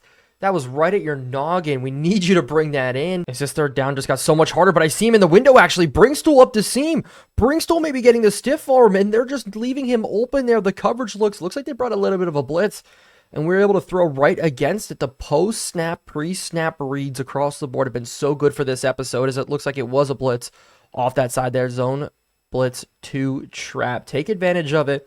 Make the read. Find the open hole. And Harrison's still out on this drive. I need him to come back in, as Hunter Henry's just going to settle. We're going to go to him, as that was actually broken up, almost intercepted. So we are going to settle back down, try to go to the air. They fake the blitz. We're going to go out to Blake Corum here. Try one-on-one. Is he not able to make a man miss? Not able to fully secure the catch, it kind of looked like, as it's now up to a very third and long. Can we pick it up? As I'm looking across here, and we throw this right in, but Demario Douglas somehow catches it, and he's got the first down. Look, I don't know what that corner was doing. Looks like he maybe tried to jump it. After I saw him out there, I thought he was going to run with that wheel, so I threw it upfield. Maybe it kind of confused him a little bit, but Demario Douglas able to adjust, able to make the play that we do need. And so here we go. First and goal. We're going to go to the air first. As I'm looking around, try to find something here, as it's going to be an easy scramble in for Bo Nix. I will take that all day long. Bo Nix, I think, leading our team at this point in rushing touchdowns. The pocket awareness, look, season number 1 to season number 2, I think you can kind of see it in the gameplay. The big thing I've been trying to focus on is stand in the pocket, and instead of scrambling out, don't be afraid to step up in the pocket. Scramble that way, and I think especially in the goal line, when guys look covered, that's where we're able to have our success. And with Bo Nix, like his speed, his ability to not fumble the ball, take a hit, do that, that's where he's also having success for me. That's why he's my MVP candidate, and I would love to see where he does stack up right now. Maybe we'll take a look at that in this episode, but holy crap, Bo Nix playing so well for us. But I'm really excited to see what we can continue to do here, as they do take a shot up the seam, and it is Marcus Jones in coverage there. I'm going to go ahead. I thought I changed it to buy overall. I'm going to go check about that, as I think that'll help us out a little bit here. Looking across the board now, we should have Christian Gonzalez one-on-one as we do bring this quick blitz up the middle. Hopefully we should have Justin Matabuke as a free rusher, but instead it's Jalen Waddle getting wide open on Joby, making a miss. Okay, the blitz is gone. It's out of the look here. We're going to completely run no blitzes for the rest of this game, rely on our 4-man pressures, and we're going to be running a little bit more zone. And usually when I say things, sometimes we implement it, sometimes we don't, as somebody does jump here, but this is consistent, right? We blitz, we get burnt. Causation or correlation? I think there's pretty correlated or pretty I did a little bit of both. But then again, I'm in college, and sometimes can't tell you which one's more important. Here's a run up the middle now for Achane. Doesn't really go anywhere, as the 2-minute warning is here, and the Dolphins are looking to drive one more time. Tied football game here, and I would love to just go into halftime with that same score, but they are almost in field goal range. So is that a consistent commitment? Absolutely not just yet here, as it looks like maybe they'll go underneath, as they will, to Achane. Achane's going to pick up a couple of yards, make third down much more manageable, as Cam Ward only 2 completions in this first half. As I think now we're going to play just to keep him out of the end zone, as only rushing 3. I don't expect them to go to the run. We know they're going to go to the pass. I'm looking for something quick across the middle, and it is, and we still weren't ready for it. But Brian Burns, we need him to be an impact player here, as they're going to go to the outside. Cam Ward finally getting another incompletion, as I really hate running cover 3 a lot of the time. I'm not going to lie, I'm not a big cover 3 fan.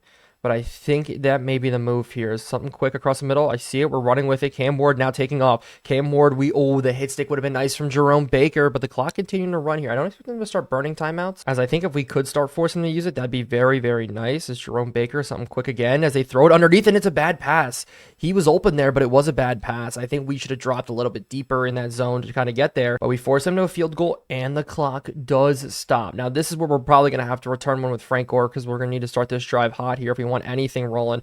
But the Dolphins are going to take a field goal, make it 17-14 in this one. But they do put this one oh, that's a bad look. We're not going to return that. After the way he caught that, the sidestep, didn't like it. We're going to start at the 25. And Harrison is going to be in the slot, but it looks like a cover 3 look. So maybe this slant and go will not be open. It's actually, it may be. We're going to test it here. Harrison across the middle. Oh, it is a breakup. One-on-one, he had to catch. The second guy coming in wasn't able to allow Harrison to catch that ball. So we're going to change it up a little bit. And if this doesn't work, actually, I want to make sure this ball's actually caught because I want to start wasting time. As we're going to go quick to Jake Brinkstool, actually. And Brinkstool not able to hold on to it. So it's 3rd and 10 now, as this is not a good look here, as we're going to try to go out and we just get sacked. I need to see what that blocking was, as it was just rough here across the board, as Behringer is going to have to punt this one back. And it is a bad punt coming out from him. So things are just starting to compound for us, and I touched him. Oh my goodness. I tried to click on and move away, and all of a sudden they get the ball at the 35-yard line. Are you kidding me? And now we just cannot allow them to put in a score, as we almost jump now too to make it worse. Man motioning out though, as anything quick across the middle to Jalen Waddle needs to be caught, as instead they go up the seam. And in one shot, they put in a score. Jonnu Smith right up the seam. I don't know what it is and our inability to cover Dolphins tight ends, but that is just the worst feeling in the world. Just mistake, mistake, mistake right across the board there. I don't know what that coverage drop was from Jabril and CJ Gardner-Johnson at the safety positions, but holy crap. We're going to take this one to halftime. And I'm cutting to this now because I just thought it'd be fun to throw up a Hail Mary. Didn't think anything was going to happen before the end of the half, but there's absolutely no way a Hail Mary just went our way. I need to go to the replay because I've never seen this happen. I'm going to show you guys exactly what. So we got a decent return with Frank Gore. That happens. He got out to about the 26th. Good run with Blake Corum. And at that point, I was like, timeout. We'll just chuck one deep here. And this is how the play went down. Hail Mary from Bo Nix. I waited till the very last second. You see the pressure coming off from both sides. The ball gets thrown deep. We're throwing to Jake Brinkstool here. He's the man that we're throwing to. And the ball just goes right over everybody. And who brings it in? Oh, that's hilarious from Brinkstool. But Kadarius Toney, I'll go and show from his angle. I'm sorry. I didn't think I was going to do anything here. I thought, everybody throws a Hail Mary when they just want to have fun, as it just goes up. And Kadarius Toney just falls in it. Like, this could have gone to Slayton as well. Both of these guys caught it. And I hurdled because I was just like, hey, aggressive, catch it again. See what could happen. And Kadarius Toney takes it all the way into the end zone. I am shocked. Kadarius Toney, the difference maker in this first half for us to limit this lead before halftime. Because with the Dolphins starting with the ball, I was getting a little bit worried. There's absolutely no way. But now it's going to go to halftime. So now all of a sudden, after that Hail Mary, the score is cut to 3. It should have been 10, but it's cut to 3. We got very lucky, but defensively, we have to hold strong. We let up 24 points in the first half. That is an absurd number comparatively to how we've been playing this season. Not very good, as I am expecting a run to start off here. Up the middle with Achane, and we are all over it. Jerome Baker throwing him to the ground. He's only got 17 yards. He only had 9 yards the last time we played. And for being one of the better backs in the league at this point, that is great numbers. As man-to-man on the outside, Tyreek Hill matched up by himself on the island with Christian Gonzalez, as they do going to throw to him, and Christian Gonzalez doesn't win that one. So now here we go. They're going to go quick to the outside, and that is going to be a flag for an illegal man downfield, I hope, because that pass got out quick, and they were able to get a good, solid amount of yards off of that, as it is going to be an illegal man downfield. But I think we're going to sit in a lot more zone coverage. That's going to help us not get burned, especially with those crosser routes from Tyreek Hill. We're going to roam here with Marcus Jones, fake the blitz and back it up as they do go run, and it's just completely bottled up one more time. And we are going to bunch all of our defensive linemen in the middle, something I want to try a little bit more, because if they do go stretch play the outside, we should be all over it, as it's a run here. It's so bottled up. Oh my goodness, our defense, at least in the run, playing better in this second half. And I'm going to do it. I said I wasn't going to do it, but it's 3rd and 15. This is where the blitz should work, no matter what here. Max Melton coming off the edge. Brian Burns. Let's see if I can take this out and let Brian Burns be that free rusher, and it is. As it's a screenplay, completely dialed up perfectly, but Jerome Baker sniffs it out enough to allow the tackles to come through, and we're going to force a punt after a good start to the drive, as I was really nervous at our inability to stop them. I thought they were going to put up another score, but Haybill's going to have to pin them deep, and because Frank Gore struggles, I left Marcus Jones back there. I wanted to see if he could get another opportunity here, as this one still is not going to go much, only put us at about the 15. And to start back off, we're going to go to short passes. I think that's going to be our bread and butter here. Just short passes. We're going to go out to Brinkstool here. Brinkstool makes the grab, beats the man one-on-one.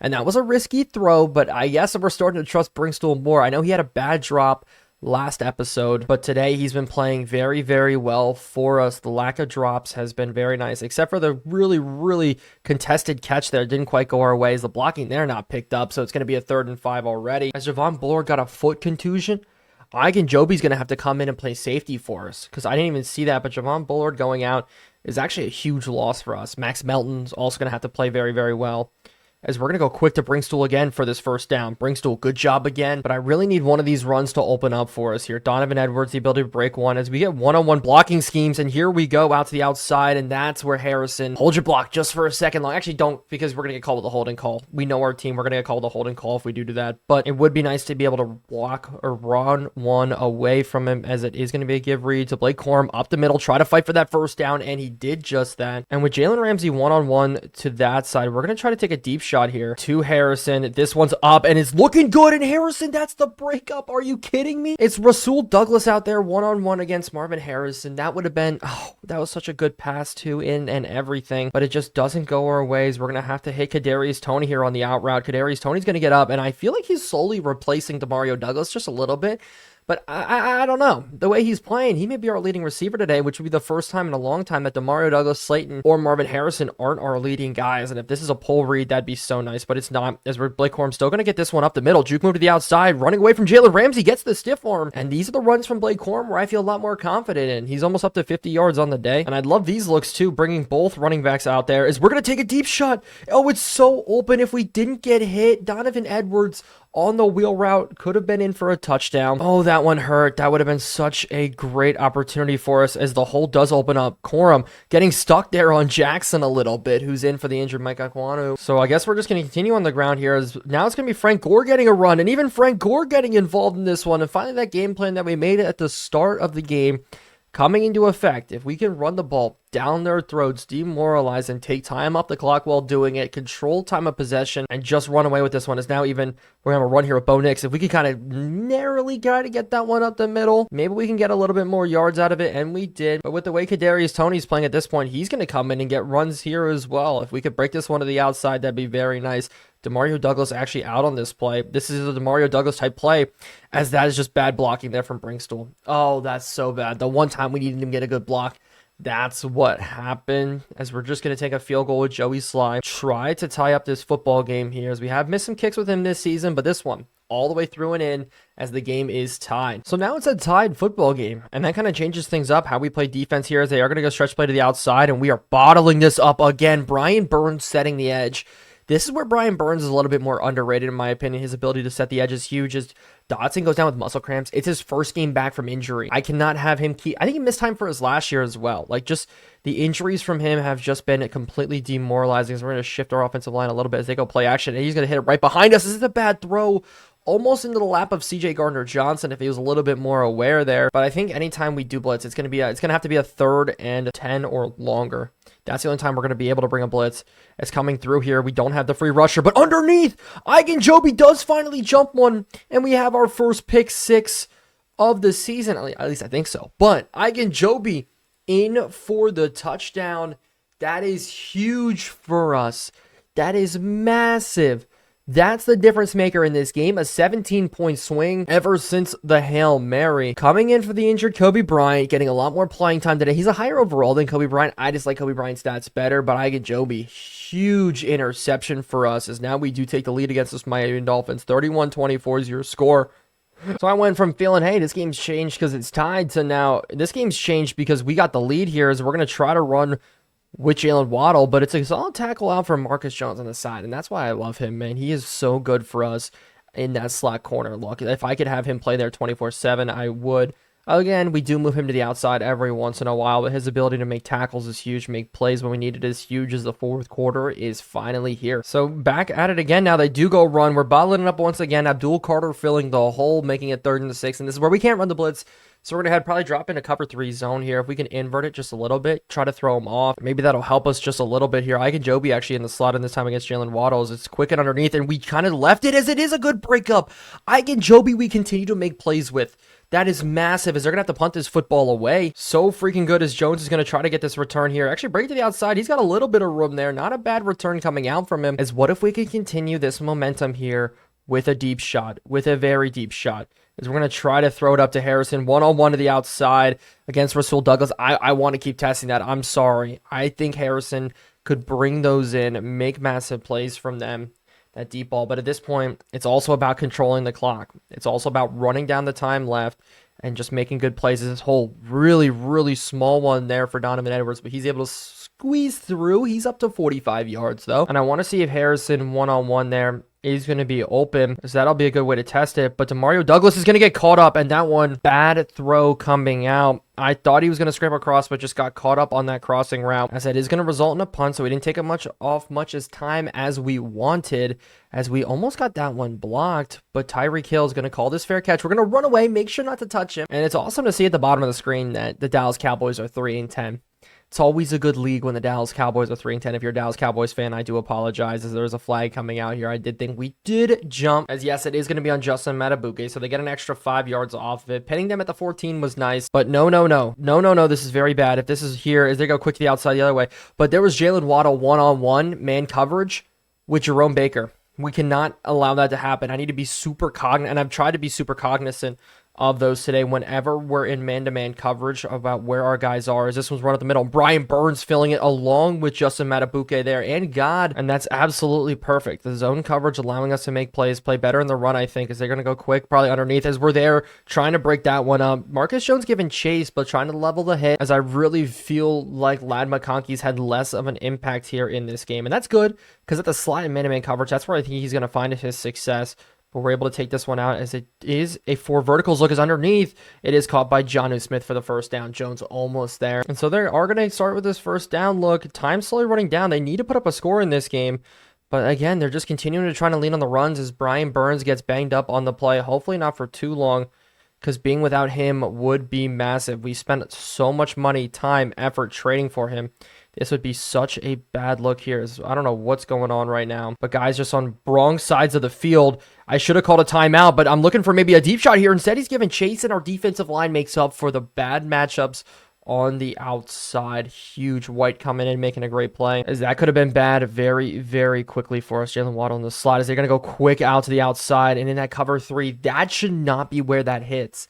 In a cover 3, we're dropping our corner right into that. That should be an interception, as Brian Burns, just a bruised forearm. And with the guys actually playing that hook curl drop like that, or the flat drop like that, maybe that's where they should have hit, but I'm still not sure. I still think we should have had success there, as this is going to be a play action look, as I'm going to run with it, and they throw it behind us. I was there. I was ready to get that interception, but a good throw from Cam Ward to throw it behind Jonnu Smith, as they do go I formation on the second. A little interesting. I'm really not expecting what they would do. Maybe Tyreek Hill, and they don't. Instead, they completely catch us off guard, and that's where we fall for the motion there. The Dolphins offense, so built on motion, it just didn't work, as they're just going to stick with this I formation look, as we almost jump again, and we do. So we give the Dolphins another 5 yards here. Achane, though, no need. His speed, he's able to put them down at the 6. Here goes Matos this time, the one called for it, and they do go ahead and decline it, so it is going to be now at the 6-yard line, 1st and goal. We're going to be going cover 4, kind of move everybody down. Cine in at that safety spot as well, as they are going to go run first. We're going to try to fill, and we are going to be able to do it. Abdul Carter filling C gap, where was Cine filling B gap? But now it looks like they may go to the air, so it should be interesting here. Maybe they could run it with Elijah Mitchell, as they are just going to go to the air. We're going to look quick for it here. Back of the end zone, and it is a good breakup. As who is that out there? Number 39. Is that Mello? No, it's Max Melton. Never mind. Okay, that is Max Melton. As they should have to go to the air one more time. Hopefully our defensive line can get there, as we're going to try to get pressure up the middle, and we do. Justin Matabuke making a massive play on 3rd and goal. I am still so happy we paid him all the money. He deserves every freaking cent of it, as this is a huge stop. Maybe could be for the game. So I am super, super stoked. Could this go our way? We're going to go and press Jonnu Smith here off rip, and just kind of run with him as they throw to the outside. And it is a bad pass. And Cam Ward threw on the goal line. 4 minutes left, obviously, so we still need to pick up some first downs. But such a good job, as that is so unbelievable. Here's Brinkstall. We need you to pick up that block, and you almost do, as the block's from the outside instead, not able to fit in. But we definitely are going to be chewing the clock here. Edwards needs to open this one up now. We just need 1 first down. And with our backs backed up, it's going to be tough as we do get to run up the middle.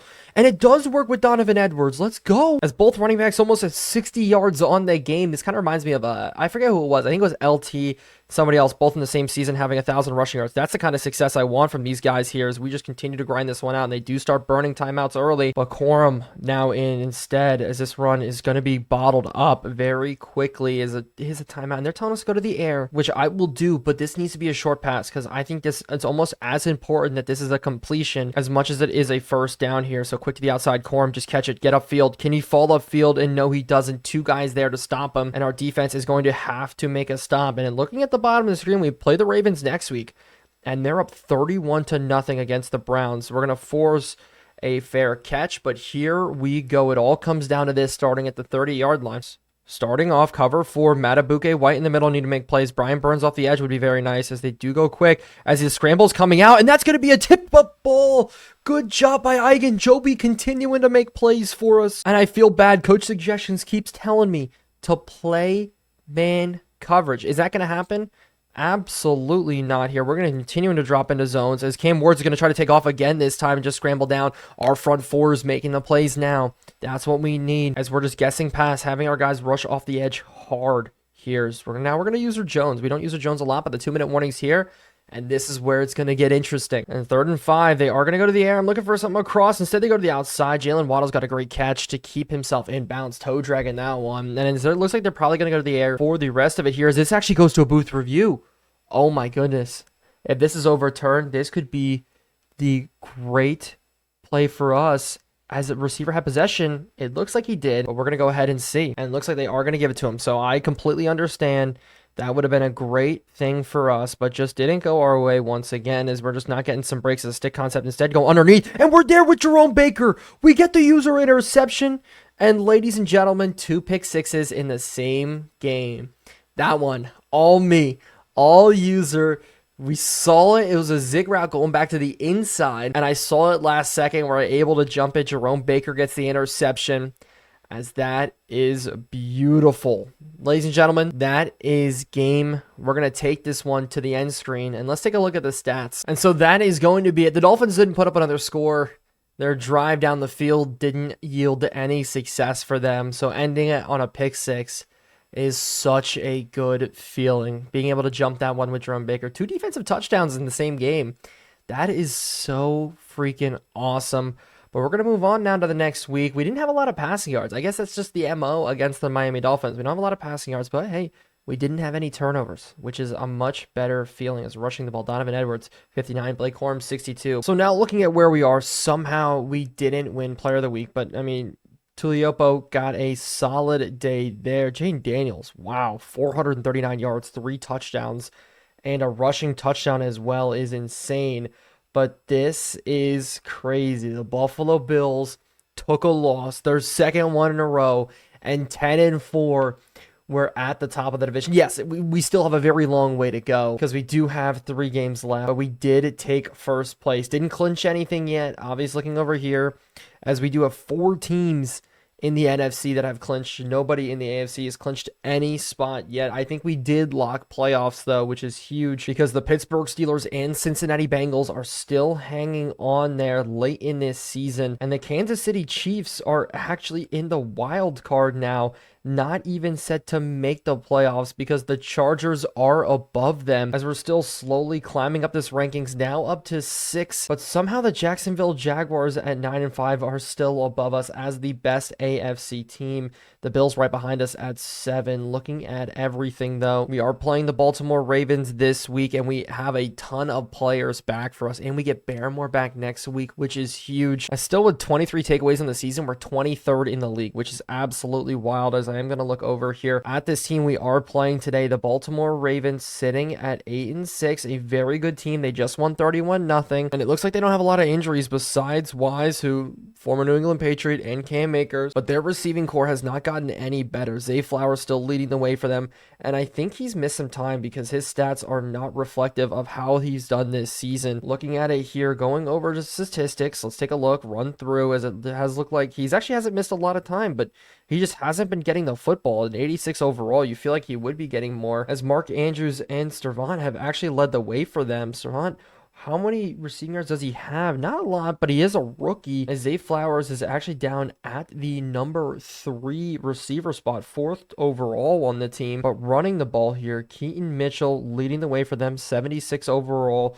Lamar Jackson also there, and a rookie who we will not be facing today, leading the way for them on the ground. Lamar Jackson, 16 touchdowns, 9 interceptions, but he also has 500 rushing yards and 9 rushing touchdowns. Wow, okay, putting Bo Nix to shame over there. But facing off against their defense today, I want to take a look at the depth chart, see where we can maybe exploit them like we do every single game. I just want to take a look. Their tight end core is very good, and that's the one thing that does worry me there. But their defense is an 89 overall, and across the board, they are ridiculous. The only thing that maybe we could take advantage of is running the football. Maybe because of how bad their D-line is comparatively, because they're still pretty good, but comparatively to the rest of the team is nuts. They are the number 1 ranked defense in the league. So it's really going to be up to our 2 running backs here today to try to get something to happen. Donovan Edwards and Blake Corman. Lamar Jackson has more rushing yards than Donovan Edwards. That's wild. Bo Nix only at 270 on the year so far. But it'd be interesting if we would take down the Ravens, because looking at it, they'd be 8-7. Cincinnati Bengals, Pittsburgh Steelers both win as well. That's a 3-way tie at 8-7 in that AFC North. But I think today the obvious thing is we want to stop the quarterback scramble. So let's go ahead to our weekly strategy and get that all done. As they want a defense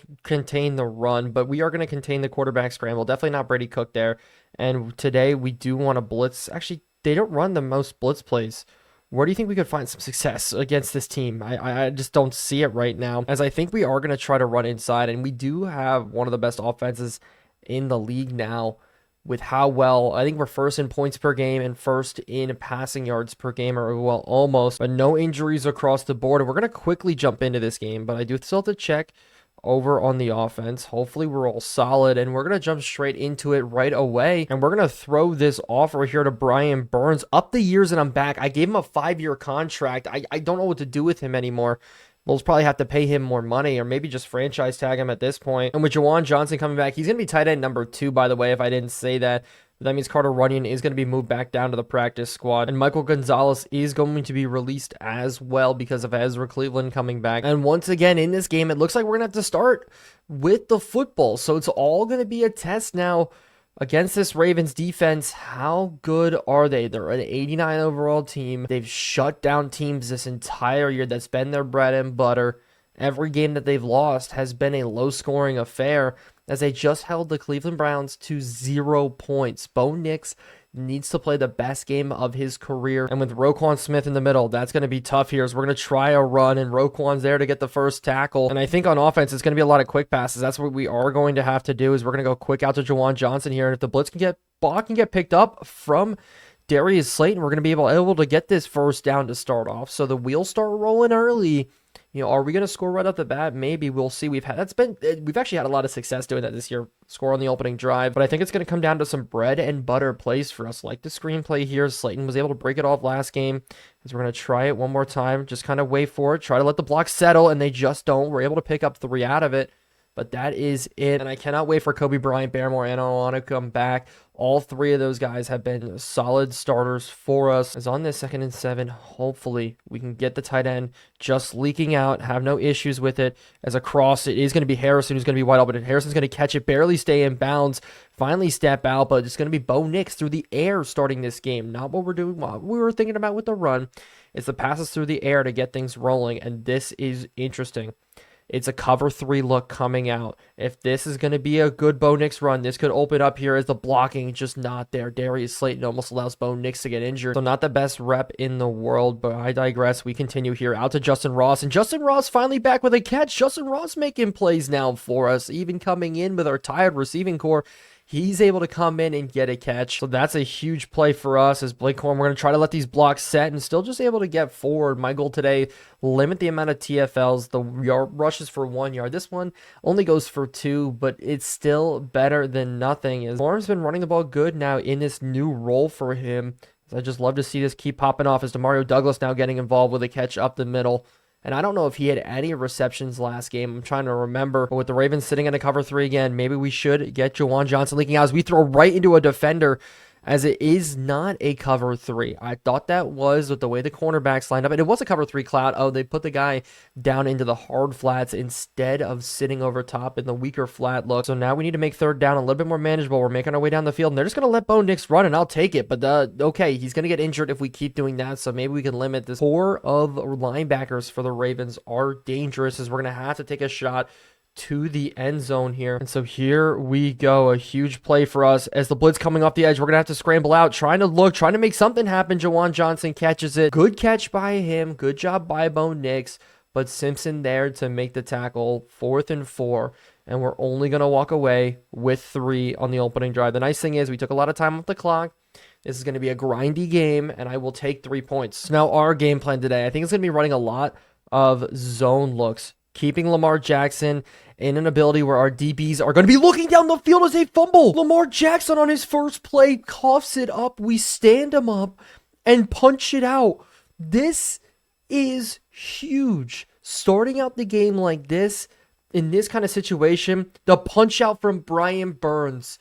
Such a good play. Mark Andrews isn't able to recover. Jerome Baker falls on it. The first one there to stand, or the second one there to stand him up. And now we definitely need to turn this into a score. Oh my goodness. First play out. If the safeties roll to cover 3, we're taking a shot. Instead, it's going to be Juwan Johnson. Nice and easy up the field all the way down to the 4-yard line. And hopefully we can run this one in. Kelly, I need a good block from him up the middle. Scraping onto the linebacker. And we are able to fall in. So we take the fumble on the first play of the game and turn it into a score just like this, a 10-0 lead, and now we need to go on the defensive. Yes, the Ravens made a mistake, but they are a very good team. It's Lamar Jackson, 2-time MVP. We need to shut him down and have some success here. Our defense, who I think is a top defense in the league, needs to prove that they're better than the Ravens, not just for now, but for this playoff run. We're rattling off a win streak, 4 in a row. Can we continue? If you've made it this far in the video, make sure to like, make sure to subscribe. I know it's inconsistent.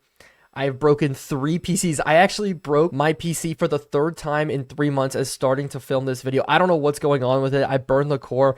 I actually had to sit there and drive 3.5 hours to Cleveland, to the nearest Micro Center, because I have a PC fix guy. He's absolutely awesome, but even he was like, I don't know what's wrong. I don't know what's going on. So hopefully Micro Center will get it fixed. I'll have to drive another 3 hours, hopefully on Monday, to get this done, as Lamar Jackson's going to throw this one to the outside to Keaton Mitchell. And then looked like, did he get his feet in bounds? I guess he did, but it is a 3rd down early in this one, and we're going to bring the blitz. Actually send CJ Gardner-Johnson man-to-man here.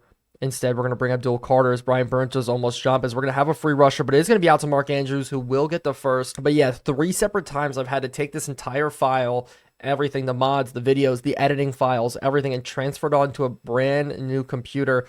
It's actually been killing me. Like, it's making me so upset now because of how long now it's been between episodes. That's why this one's going to be 6 games. That's part of the reason behind it, just in case something does happen again. But the new upload schedule should help things out. It's going to be every 6 days there's going to be an episode. They go quarterback power here, and we bottle that one up.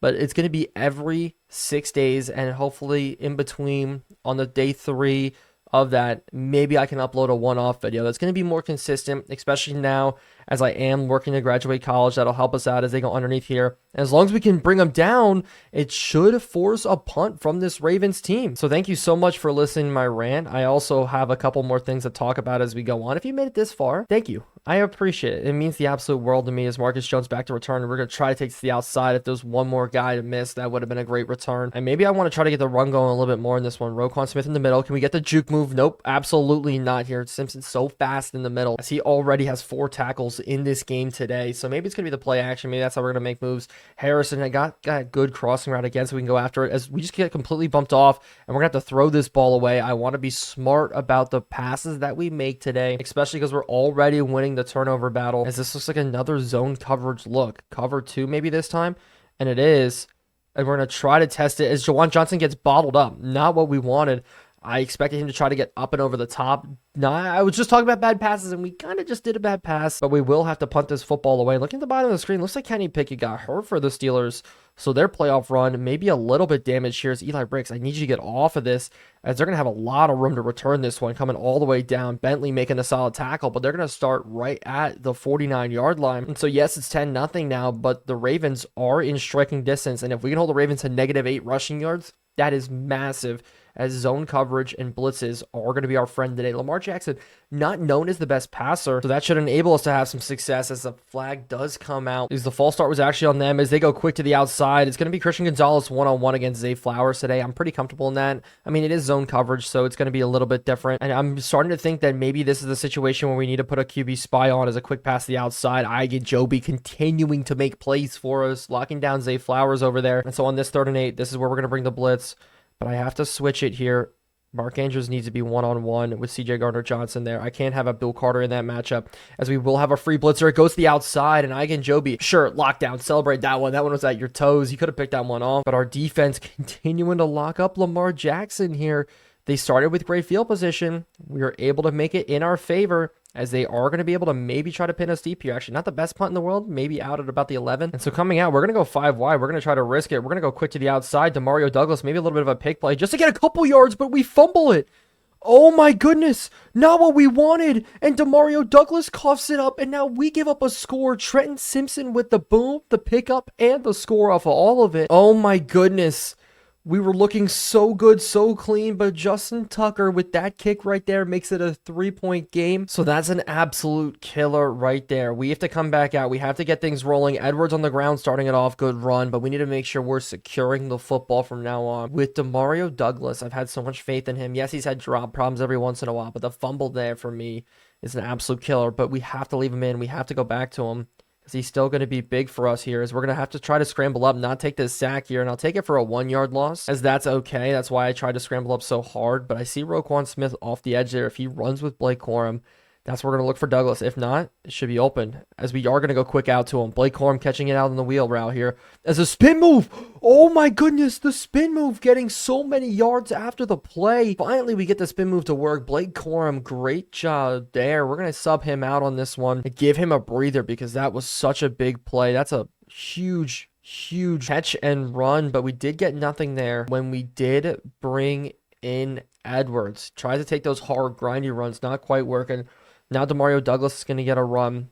I'm going to decide to keep trusting him. I feel like I just have to, as we go jet sweep here out to the outside. He's got a little bit of space. They did a good job running with him, though, in man-to-man coverage. And I'd love to put up another score here. I think that would be huge, as we're going to go across the middle to Harrison. Harrison's going to have a lot of running room. Harrison's going to get us down now to the 25. As Bo Nix now being a focal point in this game, because I thought the running would be, we have a chance with it because of their defensive line, but the linebacking core proving to just be too much. We knew they were going to be impact players, but actually Blake Corum at the outside, breaking one, he's got the first down, so it's the trap plays that's working for us. Something that's been struggling for us is the complex blocking schemes on the run, like powers, traps, stuff like that. Instead, it's been a lot of the zone looks for us, but if we have to go to the traps and the powers today, I'm all over it, as we're going to hand this one off to Corum, and the cutback lane was there. We just kind of bounced it a little too hard, and if they are in man-to-man coverage here, if they run, if Douglas runs, the corner runs, which he doesn't. Actually, he is open. We're going to go out to him here. And he does only pick up just a little bit. But I was expecting the corner to follow, allowing the running back to slip out underneath. But he just got too wide open there, and we were able to make a play. And with both running backs checking in here and Justin Ross, one of our running backs is probably going to be our target to be thrown to,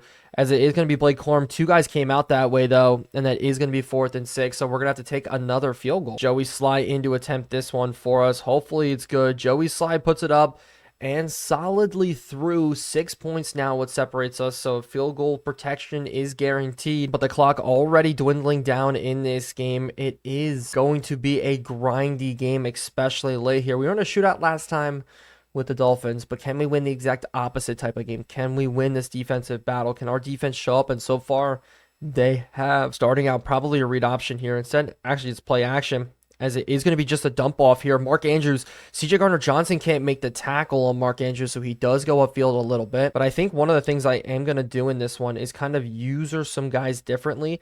because we're not going to contain Lamar Jackson. Instead, we're going to leave a linebacker one-on-one with him and rely on that to make the play here as we do go to the pass. And the sack up the middle, Judon's able to get it. A huge sack in this one to back them up to a 2nd and 15 as they are going to this pistol offset look again. Sidecar guy going in motion, and they do give it to him. And we force Zay Flowers back inside. A huge tackle, but now Judon, after getting the sack on first down, hobbling off the field here. So on this 3rd and 13, we're going to bring heavy pressure, try to force the ball out quick. It's going to be a quick pass out to Mark Andrews, and rally and tackle is all that we need. As we are going to switch to a straight rush here, bring a guy off the edge late, as I just wanted to try to switch it quick enough, but we're just going to take a fair catch here at the 15-yard line. And with 2 minutes and 30 seconds, I mean, that's enough time to put another score on the board as Matthew Judon got an ACL sprain. So Matabuke is going to have to come in. Keon White, Yatir Gross-Matos, we're still solid enough at defensive line, but it's going to hurt us just a little bit more as Harrison's going to start off this one with a catch underneath as we're going to go to the hurry up, as I am going to go to the run here just to take this to the 2-minute warning. Brings to a block would be huge as we pitch this one to the outside, and it opens up enough. Darius Slayton, good block here as we're going to take this one out of bounds, and we can take another run here because of the solid blocking. As actually somehow the 2-minute warning was called. I thought we stepped out of bounds, but nonetheless, that means now we're going to have to go to the air. And I think this matchup with Harrison on the backside could be open if the safety doesn't go over top, and he does. So I am looking, but I'm just going to throw this ball away. I saw him underneath. I took a bad drop on that one. It set me up for failure, and that time I will fully admit it. I'll fully admit when I make those kind of mistakes on the drop, as this is going to be a deep shot. Harrison left open down the sideline, and we just missed him. The ball coming in, Marcus Williams couldn't get over top. Oh my goodness, that is such a missed opportunity. We could have put up a score now. 3rd and 10, we're going to have to try to throw it to the sticks to at least pick up the first down. As I'm looking, settling, Roquan Smith in coverage, and he jumps it.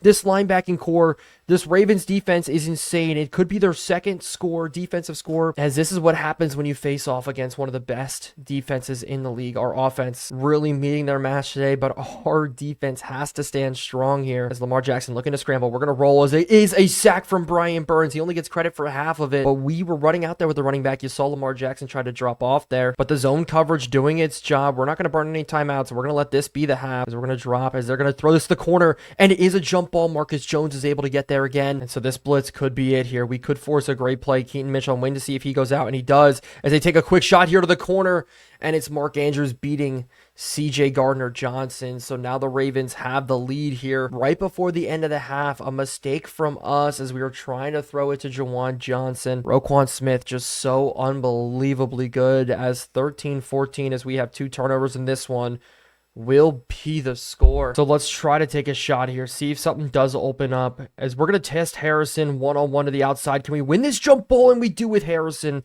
Oh my goodness, I saw him one-on-one there. We're going to burn a timeout right away, let our team resettle. I just wanted to go out to Harrison.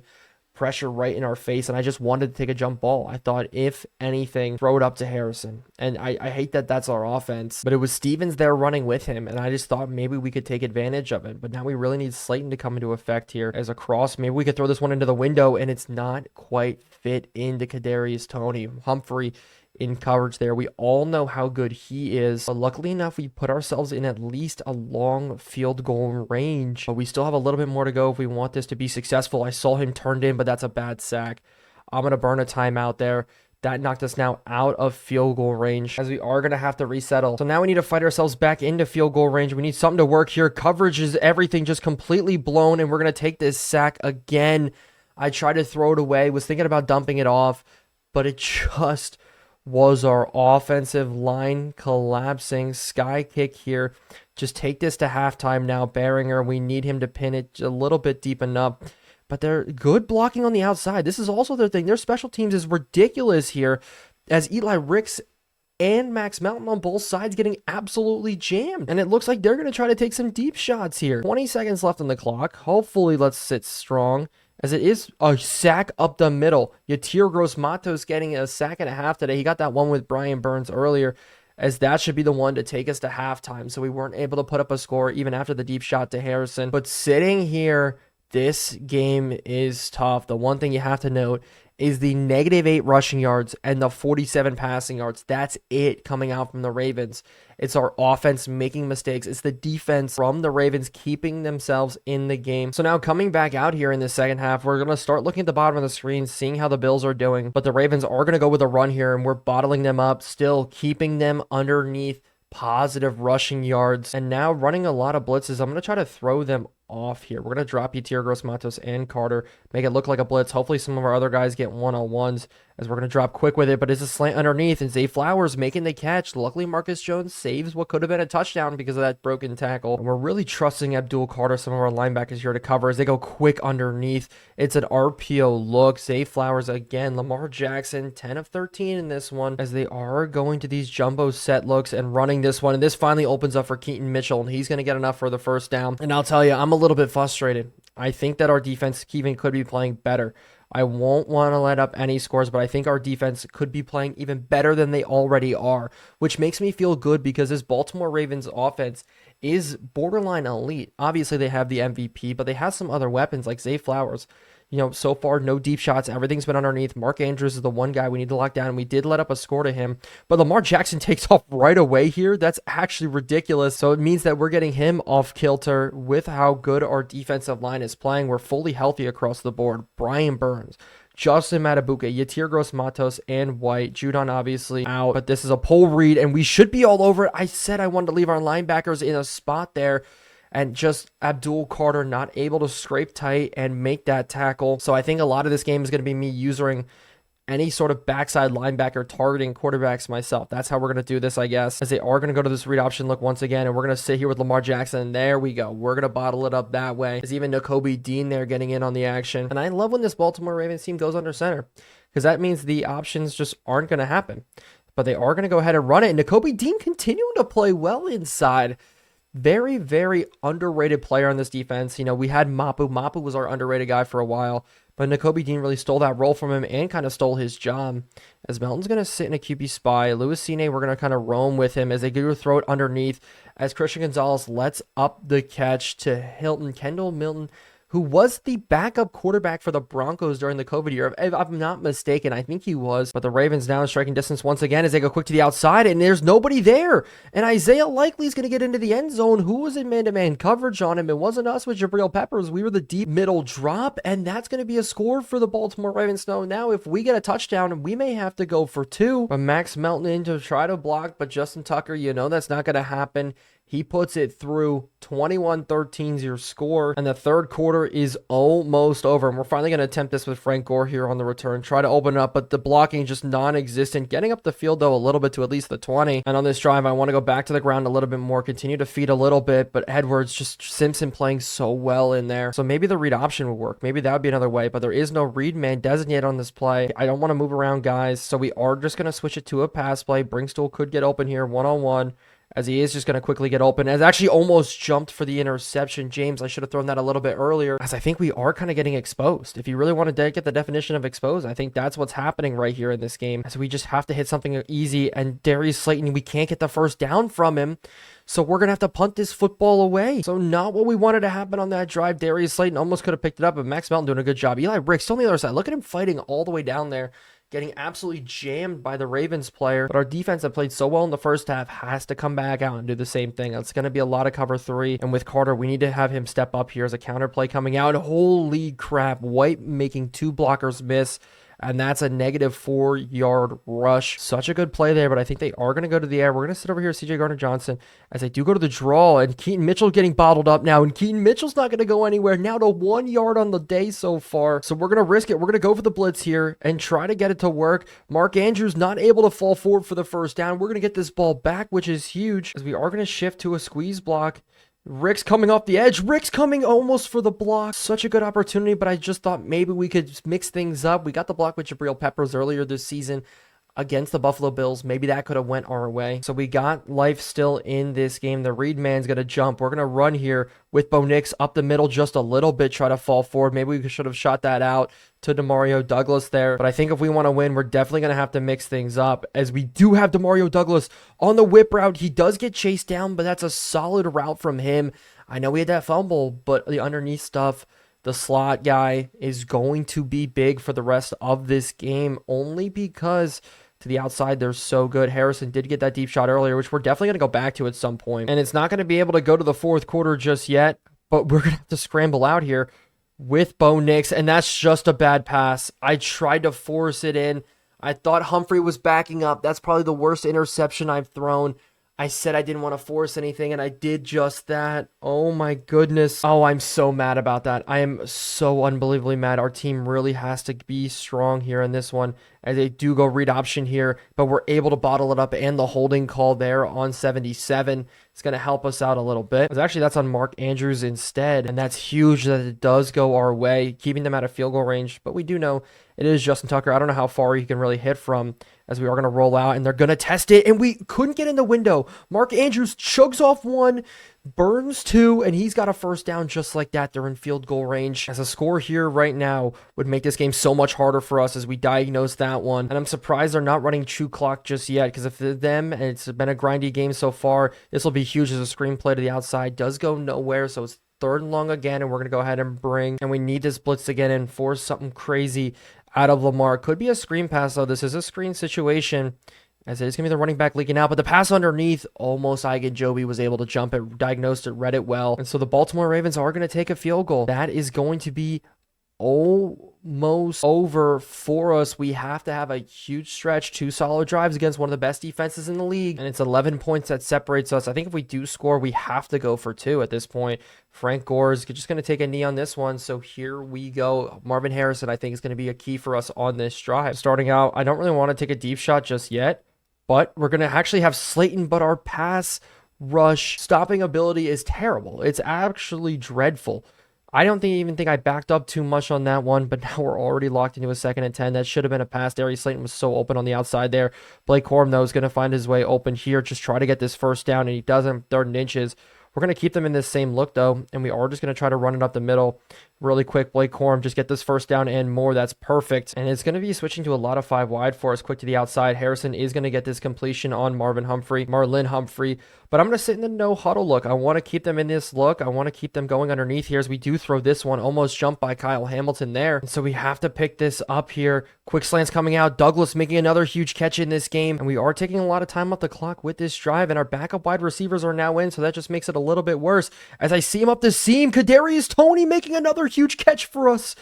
That is massive, putting us down on the goal line. Donovan Edwards in at running back, and we're going to try to run it here up the middle, try to get it in. We do get a little bit stuffed. I wanted to try to keep them in a nickel look, but with them having no overhang linebackers, as long as Kelly can get a good block here, we should be able to get this in. Blake Corum turns up the field, and he's carried down to the inches. And so can the QB sneak get it in? Here we go. Bo Nix, this is massive, and we get stuffed. 4th and goal. Do we take the field goal now, or do we go for the points? I feel like we have to go for the field goal, and that is the worst feeling in the world.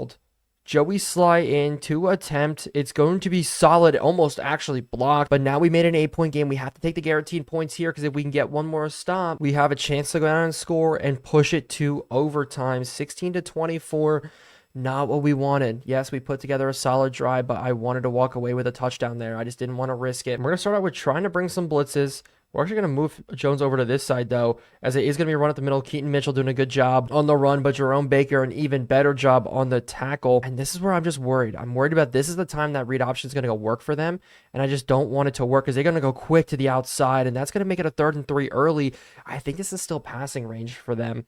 The AI with Modded Madden is so much different. We're going to move Jabril Peppers down a little bit. Mark Andrews is over there, and that's what worries me, is they go quick and underneath and find it to Zay Flowers. A huge hit from Abdul Carter, though. But I think this is it. If we don't get a first good stop on this drive, things could get out of control very, very quickly, as they do go actually they'll play action to the air, and they get the ball out. Good hit from Jabril Peppers, but the pressure was there off the blitz. As I'm going to keep loading the box, I'm going to keep pressure on Lamar Jackson as I run up the middle here, and Bentley's too slow. Bentley not making the tackles. Why is Bentley, I don't want him in there, as this is it, 3rd and inches. I'm going to squeeze everybody, and I'm going to go run up the middle. I think that's what's going to happen here, as Lamar Jackson is going to take the snap, and he goes to the air, and the pressure's there. We're able to get the sack. Jerome Baker, a huge sack for us late in this game, and I'm not going to burn the timeouts. Instead, we're going to let the 2-minute warning hit. We're going to get a full drive, the length of the field, 3 timeouts to work with, and this is a massive stop. And because it's going to be hard to get a return out of this, Jabril Peppers is going to be coming off the edge, and we make the play here, and we get a flag. Oh my God, did somebody jump? I don't think we jump with Jabril. Oh my goodness, and they're going to get a first down. So now we know that the run's going to come. The first down was picked up, as it is going to be Keaton Mitchell here. We're able to bottle him up. Now we got to start burning timeouts. We got to get another stop. I'm going to guess another run up the middle. Could be a stretch play to the outside, so we have to be ready for it. Man in motion. We're going to shift people around, as it is going to be a power run.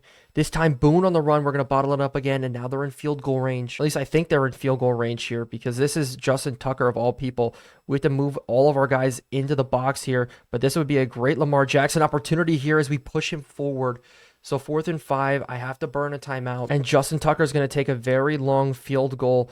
This would be huge if he did miss this, as it is going to be up, and it's going to be good. We threw the game by jumping off sides. It was one of our interior guys. As I cannot believe that happened. We completely threw.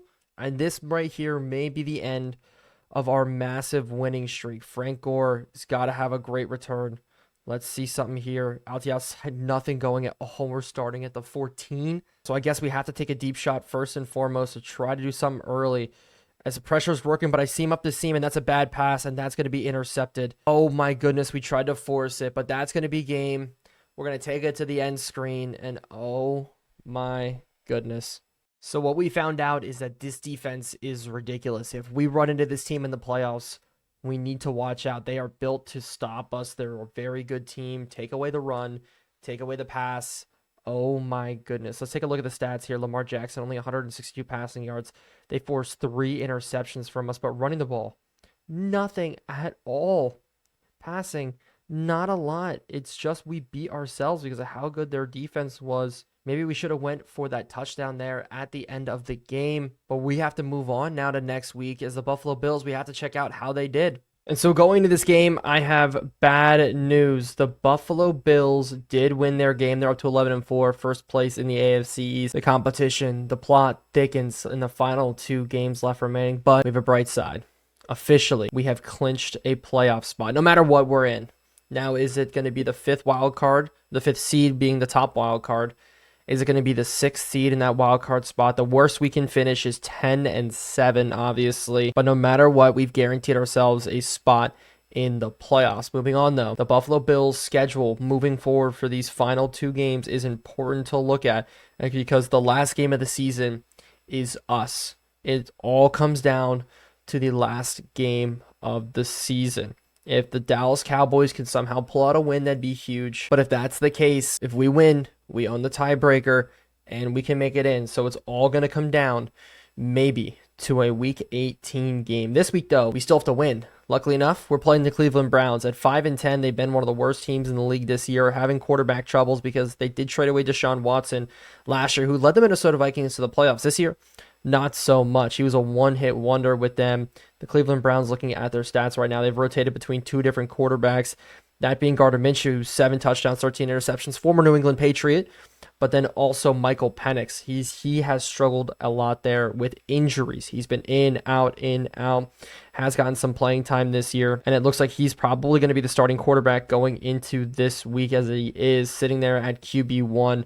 But their wide receiving core has been interesting. Micah Corley, who, if I do remember, was like a 5th-round draft pick, if I'm not mistaken. He was a late draft pick, but developed very, very well. Yeah, out of Western Kentucky. 3rd-round draft pick. Deep threat out of Western Kentucky. Developed up to a 78 overall deep threat, so he's somebody we need to watch out for today. Xavier Gibson is their wide receiver number 3. Looking at their total statistics right here, Jerome Ford's their starting running back. Nick Chubb is going to be active for this week, but this year has struggled with some injuries. But Jerome Ford getting a ton of carries because he's all the way up to a 90 overall. Somehow this offense just knows how to develop running backs. Ashton Gentry as well, up to an 84 overall. What does Nick Chubb have? Did he digress? He did, all the way down to an 88. So Jerome Ford's the starting back. Nick Chubb no longer the starting back there, and Jerome Ford doing very well with it. Micah Corley led them. David Njoku, somebody who we need to put Jabril Peppers on a lot this week. But yeah, their offense is an 84 overall. They're still a very good team. Offensive line is very, very solid across the board. Jack Conklin, maybe the dark spot for them, the bad spot for them. But their defense, I see one gaping hole, and that's in their deep secondary. Their cornerback room is insane between Greg Newsome and Denzel Ward. Their linebacking core, not that great, but we all know they have Myles Garrett on the middle and on the outside there for that D-line. They like to move him around, sitting in that 4-3. That is going to be very, very interesting. And first and foremost, I think we have to offer Brian Burns a bigger contract. I think this is what we're going to have to do here. And I'm going to make it for 4 years, and he is going to come back. So Brian Burns locked up for the long haul on a 4-year deal, worth a ton of, we're paying a lot of money to this defensive line. And while we have a quarterback on a rookie deal, that's what we're going to be able to do. And a number one wide receiver on a rookie deal, that's what we're going to be able to do. But now that's going to allow us to move some things around here. Eli Ricks being the next guy. I do want to bring him back on a small 2-year deal. Nothing crazy. He should be able to re-sign for us. I think he can develop. Johnson being the next one here. We're going to offer him 4 and 2.5. This should work for him, as this is going to start a string of re-signees here. Cole Strange now, I don't want to overpay him too much, but I'm going to keep him around on a 3-year deal. He should come back. So now we're starting to see the dominoes fall. Nakobe Dean is somebody we may have to let walk if he doesn't want to come back, but I'm going to offer him a 2-year deal just in case. And then a linebacker thing would be nice, even though I was looking to return this offer. It's getting real tempting, so maybe we're making progress there. Justin Ross, we're going to let walk. Max Melton is going to stay on the roster. He is going to be a cut candidate, though, if he doesn't play that well. Up the years and I'm back, not too sure about that. But I think that's all the big re-signs. That's a huge jump for us. Marcus Jones maybe next on the list, but maybe we could look at drafting a corner here. But this week's going to be stopping the run to the outside. Jerome Ford obviously being running back number 1 there. An outside run maybe being our focus, and I kind of like that. Just away from Myles Garrett, I think would be solid. If we can get 5 sacks today, that'd be nice. But it's going to be tough, especially with how good that team is, how good their offensive line is. Jarek Willis being decent, Jack Conklin being decent, Wyatt Teller in the middle. They've kept a lot of that solid offensive line around, and I just want no injuries today. But Bobby Brown is going to be out with a mild concussion, so we're going to have to move that around. And then we're going to jump right into this game. And almost on the season now, you really think about it, there's not a lot of wide receivers that have had a ton of success this year. Marvin Harrison kind of leading the way this season with 1,164 receiving yards. That puts him at least top 5 in the league. And comparatively, looking at the rest, we're used to seeing numbers a lot higher than that. So a down year in terms of passing numbers from wide receivers. We've seen so many different ones play this year, but it's really crazy to see that it's not some of the guys we're used to seeing at the top, a kind of change in guard here from the receiving core. And I definitely want to take a look at that and explore the stats just a little bit more. But Michael Penix is going to be the guy we slow down today. But I have some great news. Barrymore is back as we're receiving to start this game. Starting off Frank Gore, we're going to be returning in the game today. We're going to try to make plays as we're going to open this one up with a decent return out to the 23. And I think a goal for us for the rest of this season is to be under 18 interceptions. Less than 1 interception a game, I'll take those numbers. It really feels like we haven't thrown a lot of them, except for 3 last game. I felt like we were on a really good streak. But right away, we are going to go to the play action to set it up. And just leaking out is going to be Juwan Johnson. I'm so happy he's back. He's healthy. The big tight end and the fast tight end getting us open with an 11-yard reception to start the game is huge. But with some of the guys back, I think it's going to enable us to do some more things, especially against this Buffalo Bills team that is very good. Number 1 offense in the league. Having the ability to stop them is huge, as we're going to try to scramble this one out here and just try to pick up some yards. That does go for a negative 1-yard rush.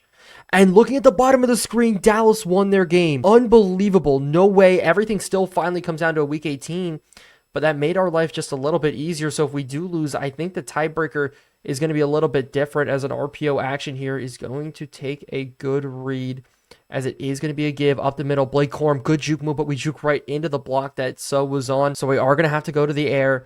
But that is huge. I mean, this game is still a must-win for us. It isn't now, I don't think, because even if we lose, we're 1 game behind, but then we could win the tiebreaker. Slayton's going to catch this almost for the first down, but we're still going to have to punt. I'm still going to try to win this game, obviously. But Penix, not the best numbers this year so far, only 944 passing yards, 3 touchdowns, 4 interceptions. He hasn't been a focal point, and when he's healthy, hasn't really played that great, but I'm expecting Jerome Ford to get a lot of carries today, but instead, they're going to go to the pass right away, and underneath, it's going to be Elijah Moore, and Christian Gonzalez is going to hit him with a nice face mask. What a great way for us to open up this game, as that really isn't the start we wanted. So we're going to have to settle back down here. I'm going to shift the D-line over. I'm really not expecting, as it is a jump there, hopefully from them, but I'm not expecting a lot of read options today. Obviously, we know Penix is fast, but I just don't think it's in their offensive scheme. But Carter in the middle is going to be dropping, as I'm expecting some quick underneath. Actually, the whip route coming, and now Penix is running, as it is going to be a tackle. I thought maybe it was a hit there, but Penix diving forward. It's going to be interesting to see if we could force a fumble off of that. We were able to do it last week, as it looks like Nick Chubb is not even in the rotation for running backs. That's crazy. It's a jet sweep coming out, and it is a give to him, and we're going to try to force him out, and we do, bottling up Ford, who gets the ball there, as it looks like they're using Ford as a receiver just as much as they're using him as a running back, as we're going to try to bring pressure up the middle, as it is going to be complete there to Ford, and he's going to go down. So Ford's playing receiver, Ford's playing running back, but they're still not getting the first down. Pinned back, we're going to try to go for the block.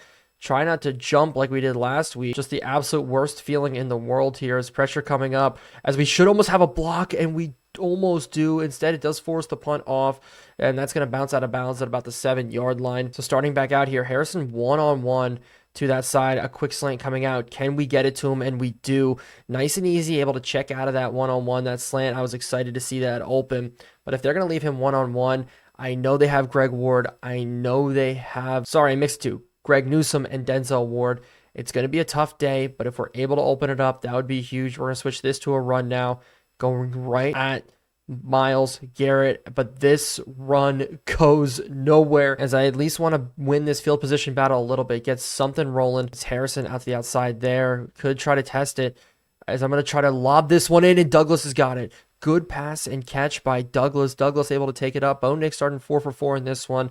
And an underrated stat for us this season has been the completion percentage. One of the best in the league. Only Brock Purdy stands above us right now, which is absolutely awesome, as we're going to try to settle in, can get another pass in here, and now we're starting 5 for 5. Slayton with a good reception. That's his second one of the day, but the trap worked for us last week. Let's see if we can go to it here. Is Blake Corum up the middle, trying to find a hole, trying to find a seam, not much rowing. As if you can tell, I have to record these all right in a row, and that is because of the PC issues, having to transfer files, do all that work. So I appreciate you sticking with us, as Juwan Johnson does get the first down to keep this drive rolling. I'd love to put a points up on the board now. The Cleveland Browns just haven't been the best team this year, which is crazy coming in because of how good their defense is, how good their team is overall, as this is just so exciting, as we are going to go to the bubble screen out to Demario Douglas, try to win the one-on-one in the blocking schemes, not able to. And if we do run the football, I'm going to try to run away from Myles Garrett. I think it's going to be the easiest way to kind of have success today, as I do see the hole up the middle just for a little bit. We're stuck in 3rd and 4s, 3rd and 5s, a lot more manageable than some of the longer pass plays, as we are now being able to claim that the field position battle is kind of ours. The crossing routes coming out. Douglas has got to get this one and get upfield, but they don't get it to work, and that's Al-Shahir getting in on it. JOK is actually out for the rest of the season. I did see it in the news feed, and it looks like they're getting ready for a fake punt, but we're going to do a sky kick, try to pin them deep here. Behringer's got to line this one in, and that is going to be fair. Caught, actually let go, as we're going to try to stand behind it, play a little bit of technique on it, as it bounces high over our heads. There's no way we lined up in such good position for it, as that is just a killer there. Barrymore, so happy you're back. Carter, we're going to move you back into the middle a little bit. Why are they running forward at receiver like that? That's actually wild, as they go to the run. Brian Burns can't make the tackle. We're trying to get out there with Abdul Carter, but the flag coming out late, and that's going to be a hold on Wyatt Teller. Actually, it's Jerome Ford, who is the listed slot receiver on this team. That's actually insane that they're using a running back like that. I don't even know how many receiving yards he has on the year. We're going to have to check that out. I don't know if that's been his position all year long, but on 1st and 16 now, they're going to go to the air, and Penix is going to be scrambling, and he finds him open. He was left open, and that is going to be a first down. We did a good job of forcing Penix out of the pocket, but then our coverage starts breaking down, and Penix, being the lefty he is able to scramble out, throw kind of across his body there and get it to work, but another counter coming out for them, and we're bottling it up. Nick Chubb getting the carry, but he's breaking the tackle. Nick Chubb at an 88 overall running back, limited carries, still making an impact. Only does get 2, but a very tough earn 2 there, as I really just cannot believe they're not giving him the rock. That is wild, but it is the end of the first quarter, 0-0-0 score. So with the past 3 games, we went from shootout to defensive battle to no score on the board so far. A little bit unexpected so far, but it looks like the air raid may be our friend, as the run so far just not working, being very grindy again. As Joby's going to come off the edge, we're going to switch it to a blitz, as there is a penalty early on this play, as Penix is really stiff-arming people. That's ridiculous. Did Joby get called for being offsides there? And it is going to be probably on Joby there. I didn't think it was. Actually, it's on Barrymore. Okay, so it's not on us as a user, but it's still on our team in general, which is just as bad. But really not what I expect as a stretch play now to the outside, as we just kind of are not getting there. But the rallying from our team is working. Judon back from injury. I didn't expect him to be back this quick. I thought he was really going to be out for maybe the remainder of the season, at least until playoff time. But things kind of go our way here, as they do fake it, go across. I read run all the way, and another face mask, this time coming out from Marcus Jones. I think this week we can run a little bit more man-to-man. I feel a little bit more comfortable with it, as this is a run, though. Jerome Baker bottling it up. And for any of you looking at the Anthony Richardson tracker, it is almost at 30. We only have a couple games left in the season, as this one goes out to the outside. It is going to be caught and being able to turn upfield, but I think he did throw 2 interceptions in that game, so that'll put him at 28. going into the last week of the season, 28 or 27, as he's almost got the Jameis Winston record without putting up 30 passing touchdowns. There's another counter coming out, and we are bottling it up. Brian Burns doing a good job there, as this is the core defense that I'm happy with in the middle. Yatir Gross-Matos did well. White did well, but across the board, having Judon Barrymore, Matabuke, that's the roster that we really do like as a run of the middle. Brian Burns stuffing it again, and you see it. We got the done deal, $64 million guaranteed with $42 million locked up in bonuses. And I really wish the bonuses had more of an effect. So if the guy didn't earn the bonuses, it didn't really affect it as much, but they do go to the air, quick underneath, and we are able to ball it up. So the Browns are going to take a field goal. Joby doing a pretty good job in relief, I think, overall. Played very, very well 2 weeks ago. But Kobe Bryant coming back next week. We'll see. Is he going to get the start over Joby? I don't know. You guys are going to have to let me know on that one, because I'm going to take this to be the final game of the episode. I think it's going to be long enough, but that is going to be a little bit of a change, because I want to take the playoff games and the Bills game and carry that into playoff time to see how we do, because you don't know. Next week could be only 2 episodes long, because if we don't beat the Bills, we're going to have to play that wild card matchup. And the crazy thing is, if we win, we get a bye. That's the difference. That's the swing there. And that's why that Bills game is going to be so unbelievably crucial. So we're just going to dump this one off to Juwan Johnson in such a bad busted play action, as I'm trying to get things to go our way here, but just nothing really working right now. Our offense kind of stalling out, as this is going to be a pull with Bo Nix, though. So if we to get it open that way, I guess that's how things are going to happen. With Bo Nix using his legs this season, it's kind of opened up a little bit for our offense. Just having, actually, I think leading our team in rushing touchdowns is wild, as we're going to go to the other side here. Slayton, good catch, but there is a flag down on the field. Please do not be a holding call. Not right now, and it is. It's going to be a holding call on us, and it is going to be on Sydney. So he developed well for us, jumped all the way up to a 77, 78 overall, and that was a little bit unexpected, but he has had a couple of holding calls this year. I'd love to see how that compares against the rest of the league. It's just leaking out. We got to try to get it to Edwards and just try to get some yards back, as we do carry a defender, as Davenport, the former New Orleans Saints player, is going to go down. I think Davenport was the one who stepped up and said, I like anime, right when he was drafted. I think that was him, if I remember correctly. That was one of the drafts I didn't go to, as we're going to go quick slant route. Demario Douglas, way to hold on to it. Keeping the underneath stuff, keeping the mesh stuff working for us. We're going to try to scramble out here and just try to dump it off. I see it to Slayton. No way we were able to get that to work. That was another off-balance throw. We continue it now. 12 for 12 in this game. Perfect to start, as maybe now, since I mentioned it, it's going to go away. Hopefully not, though. It's quick to the outside. Blake Corum should be open, just leaking out, as he's going to get yards up the field. But really, at the end of the day, the completion percentage doesn't matter. What matters is a win, and this run should open it up and help us get this first down, as it is going to open up. Kadarius Toney, good blocking. I absolutely love that from him.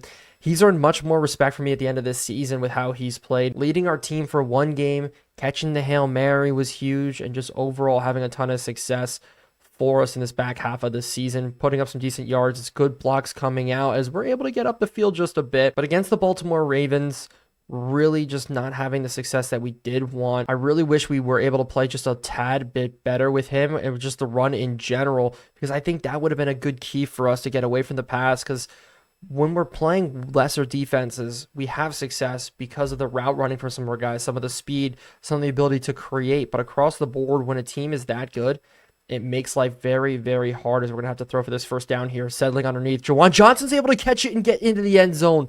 Turn up the field very, very quickly. Wasn't actually expecting that to go into the end zone. I was just trying to get the first down there on third down. But Juwan Johnson getting his 4th receiving touchdown on the year is huge, as he is starting over Brinkstall in this game. And that was just a decision that was made last week. I started him in the Baltimore Ravens game. I felt like he was a better mismatch for their tight ends. Try to rely on his speed a little bit more. Didn't quite work against Baltimore, but does work here to get in to the end zone and take the lead against the Cleveland Browns. If we win this game, jumping up to 11-5 would be such a great turn of events for us. And for any of you guys that came over from the social medias, from the TikToks, I do apologize. I can't really explain that all my PCs and everything breaks, as we almost got the interception there. But I feel like the videos have been so sporadic lately. It really kills me as underneath, maybe, as this one does go underneath, but over to Elijah Moore instead, as there has not been an incompletion in this game so far. That is actually wild. I'm now thinking about it. Bo Nix is perfect, and Michael Penix is perfect, as we know they're going to pass the ball. If we could just drop into better coverage looks, that'd be nice. If they just dump off to the running back this time. And surprisingly enough, they're not going to the hurry up. And I'm actually comfortable sitting in zone as I'm looking across the middle, as it is going to be a sack. Brian Burns getting in there. Such an impact in the last couple of games for us is huge, as now I'm only trying to trust to rush 3. Something that we're not used to, only rushing 3 guys, dropping everybody else into coverage is nice.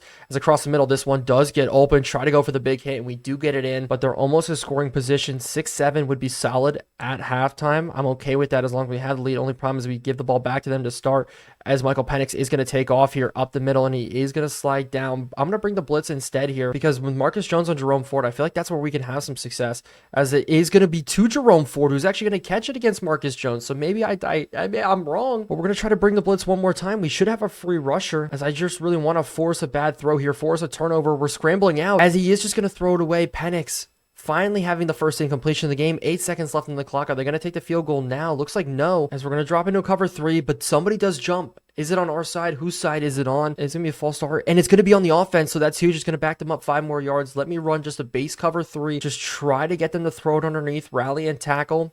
We're going to come downhill with Cine just a little bit and just try to force something light, as it is going to be the corner, and it's going to be caught on Igan Joby. Jerome Ford is him. He's a running back. He's a slot receiver. He can do it all for them. That is absolutely ridiculous. So they're going to make it so we have to return this kick.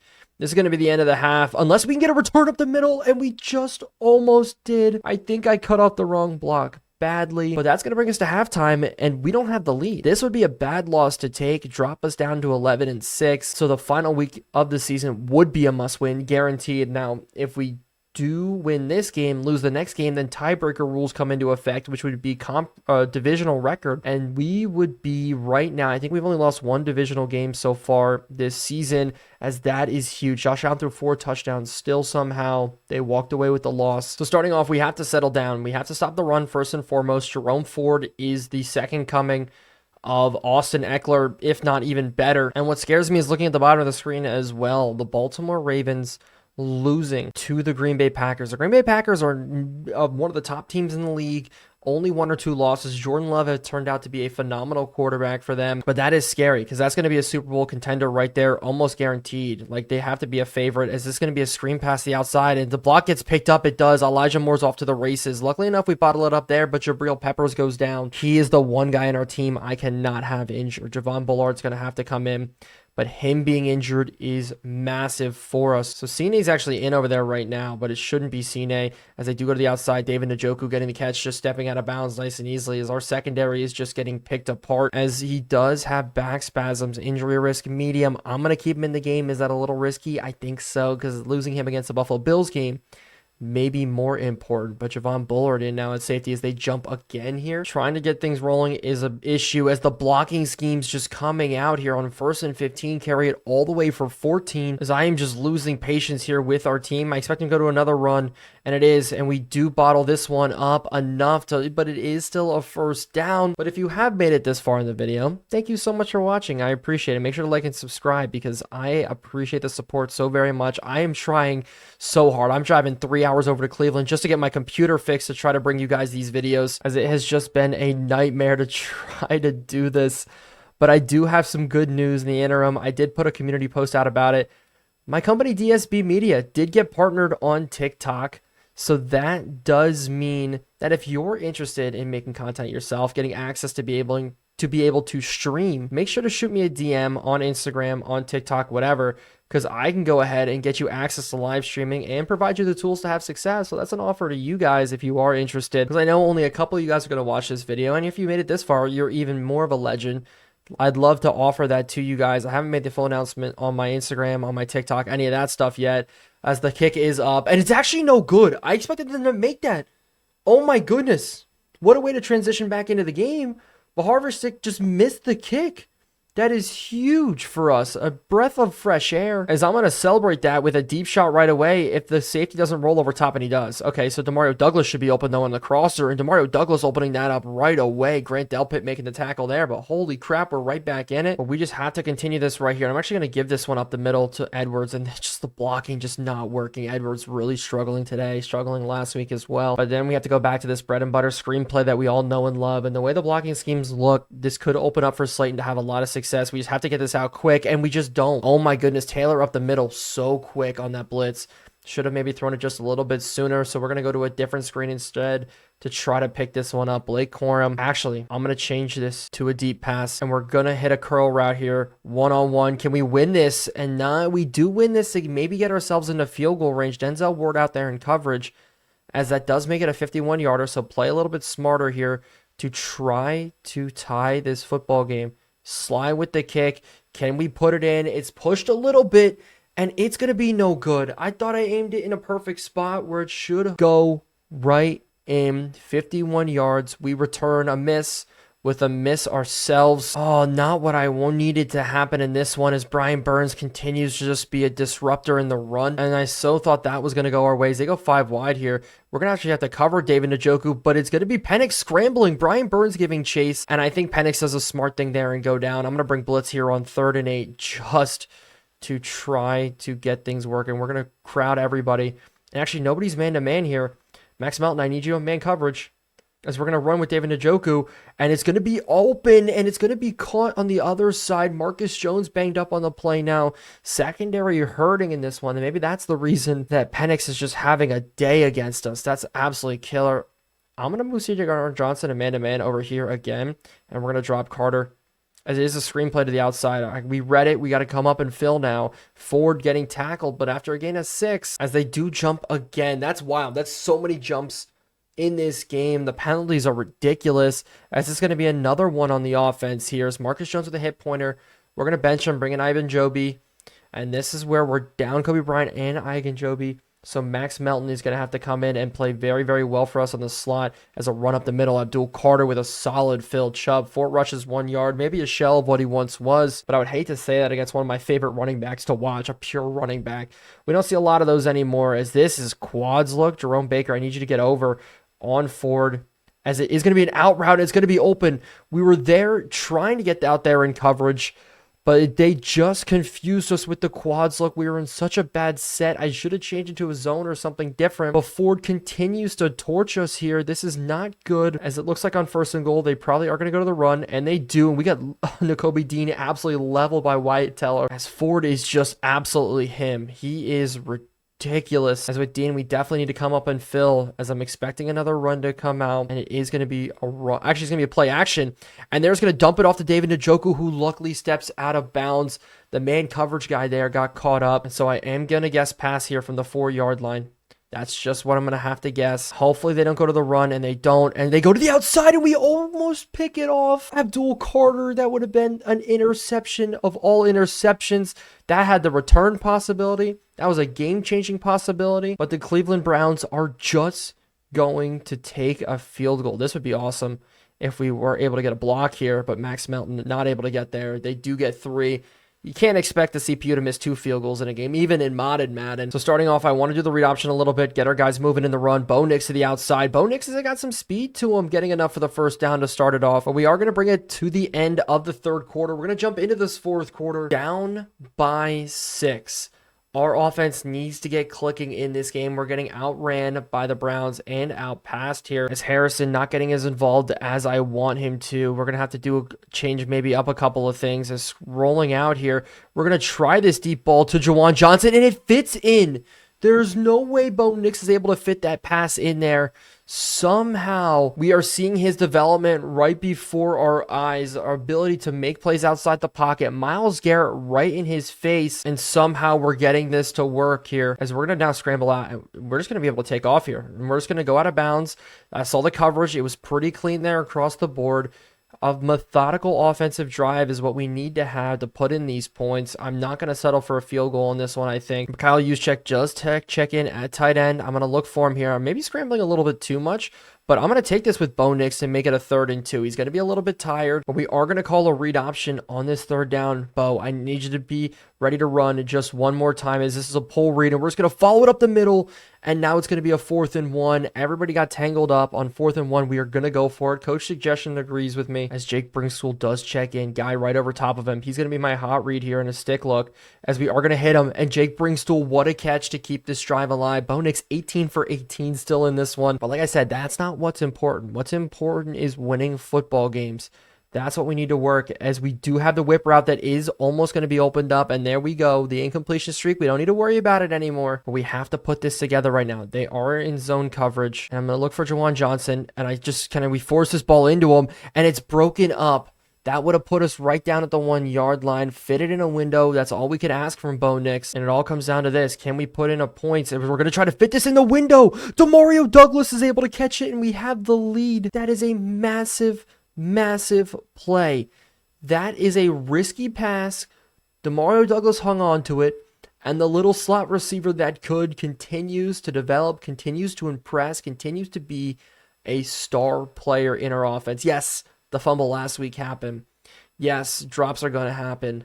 And yes, I feel like a roller coaster ride every time I use him, but he makes plays when it counts, and this extra point is going to get us the lead here late in this game. Sly, way to not get through. And I think coming out, we're going to go with a lot more man-to-man looks, as they do motion some guys around, and our guys need to run out with him. Please, Carter, you're going to be one-on-one here, as we're going to have the opportunity almost for an interception. We went for it quick, but now CJ Gardner-Johnson's banged up. This is not what we can have. We can't have this happen late in the season. This is bad. Max Melton.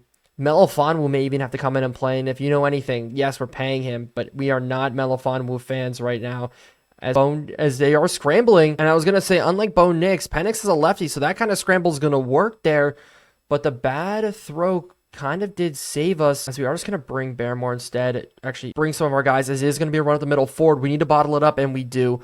CJ Gardner-Johnson, after bringing him back in, does get hurt. Okay, please stay out of the game. I can't have you coming back in if this is going to be too much of an issue for you. Peppers needs to move over here just to have some success. As a run real quick instead to the air, as they do make it a 3rd and 10. I thought they were going to use a run to pick it up more often. As I'm recording this, it is 4 in the morning, so stay with me with this, as we need to walk away with a win here. But they are going 5 wide. I'm looking for David Njoku. That's an easy quick header. I think that's going to be easy where they can go. But instead they go to the outside, and it's Igan making one of the best plays of the game right there with a massive breakup. It looks simple, but that's what we needed. A squeeze block now is the call. Peppers, please. If we could get a block, that'd be beautiful. Coming off the edge, we have a free rush for it, and we're almost able to get the block. Kadarius Toney now back to return is going to catch this one and not get much with it. Granted, we didn't have the blocking for it, so now it's time to have a long, grindy drive here. We have to go away from Myles Garrett, obviously, to get this one working, and we need to put on the chew clock. But I really don't want to have to go to the air, but these kind of RPO actions I think is a little bit different, because that'll still make us run the football here, as we are going to take off with Bo Nix again. Stay in bounds. Thank you. No fumbles. Bo Nix, 44 rushing yards today. He has had a phenomenal bounce-back game comparative to last week with the completion percentage, solid drives.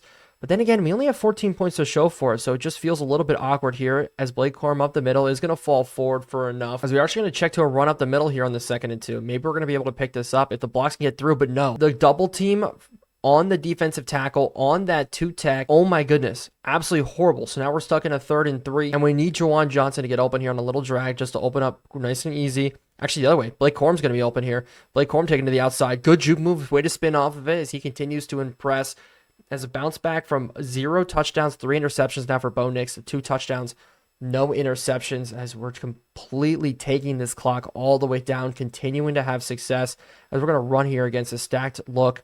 As the juke move to the outside does open up Blake Corum to get a little bit more. Peyton Turner, the linebacker, gets injured, so that's another guy from their defense lost. Their linebacking core has had a rough season here. As maybe Kadarius Toney could get open in the flat. No, it is going to be a run, and it's just nothing. It's been such a rough day for Edwards. As on 3rd and 6, we are going to have to go through the air, looking across, maybe bring Swook settle, as we are going to try to force it to him, and it's almost intercepted. Okay.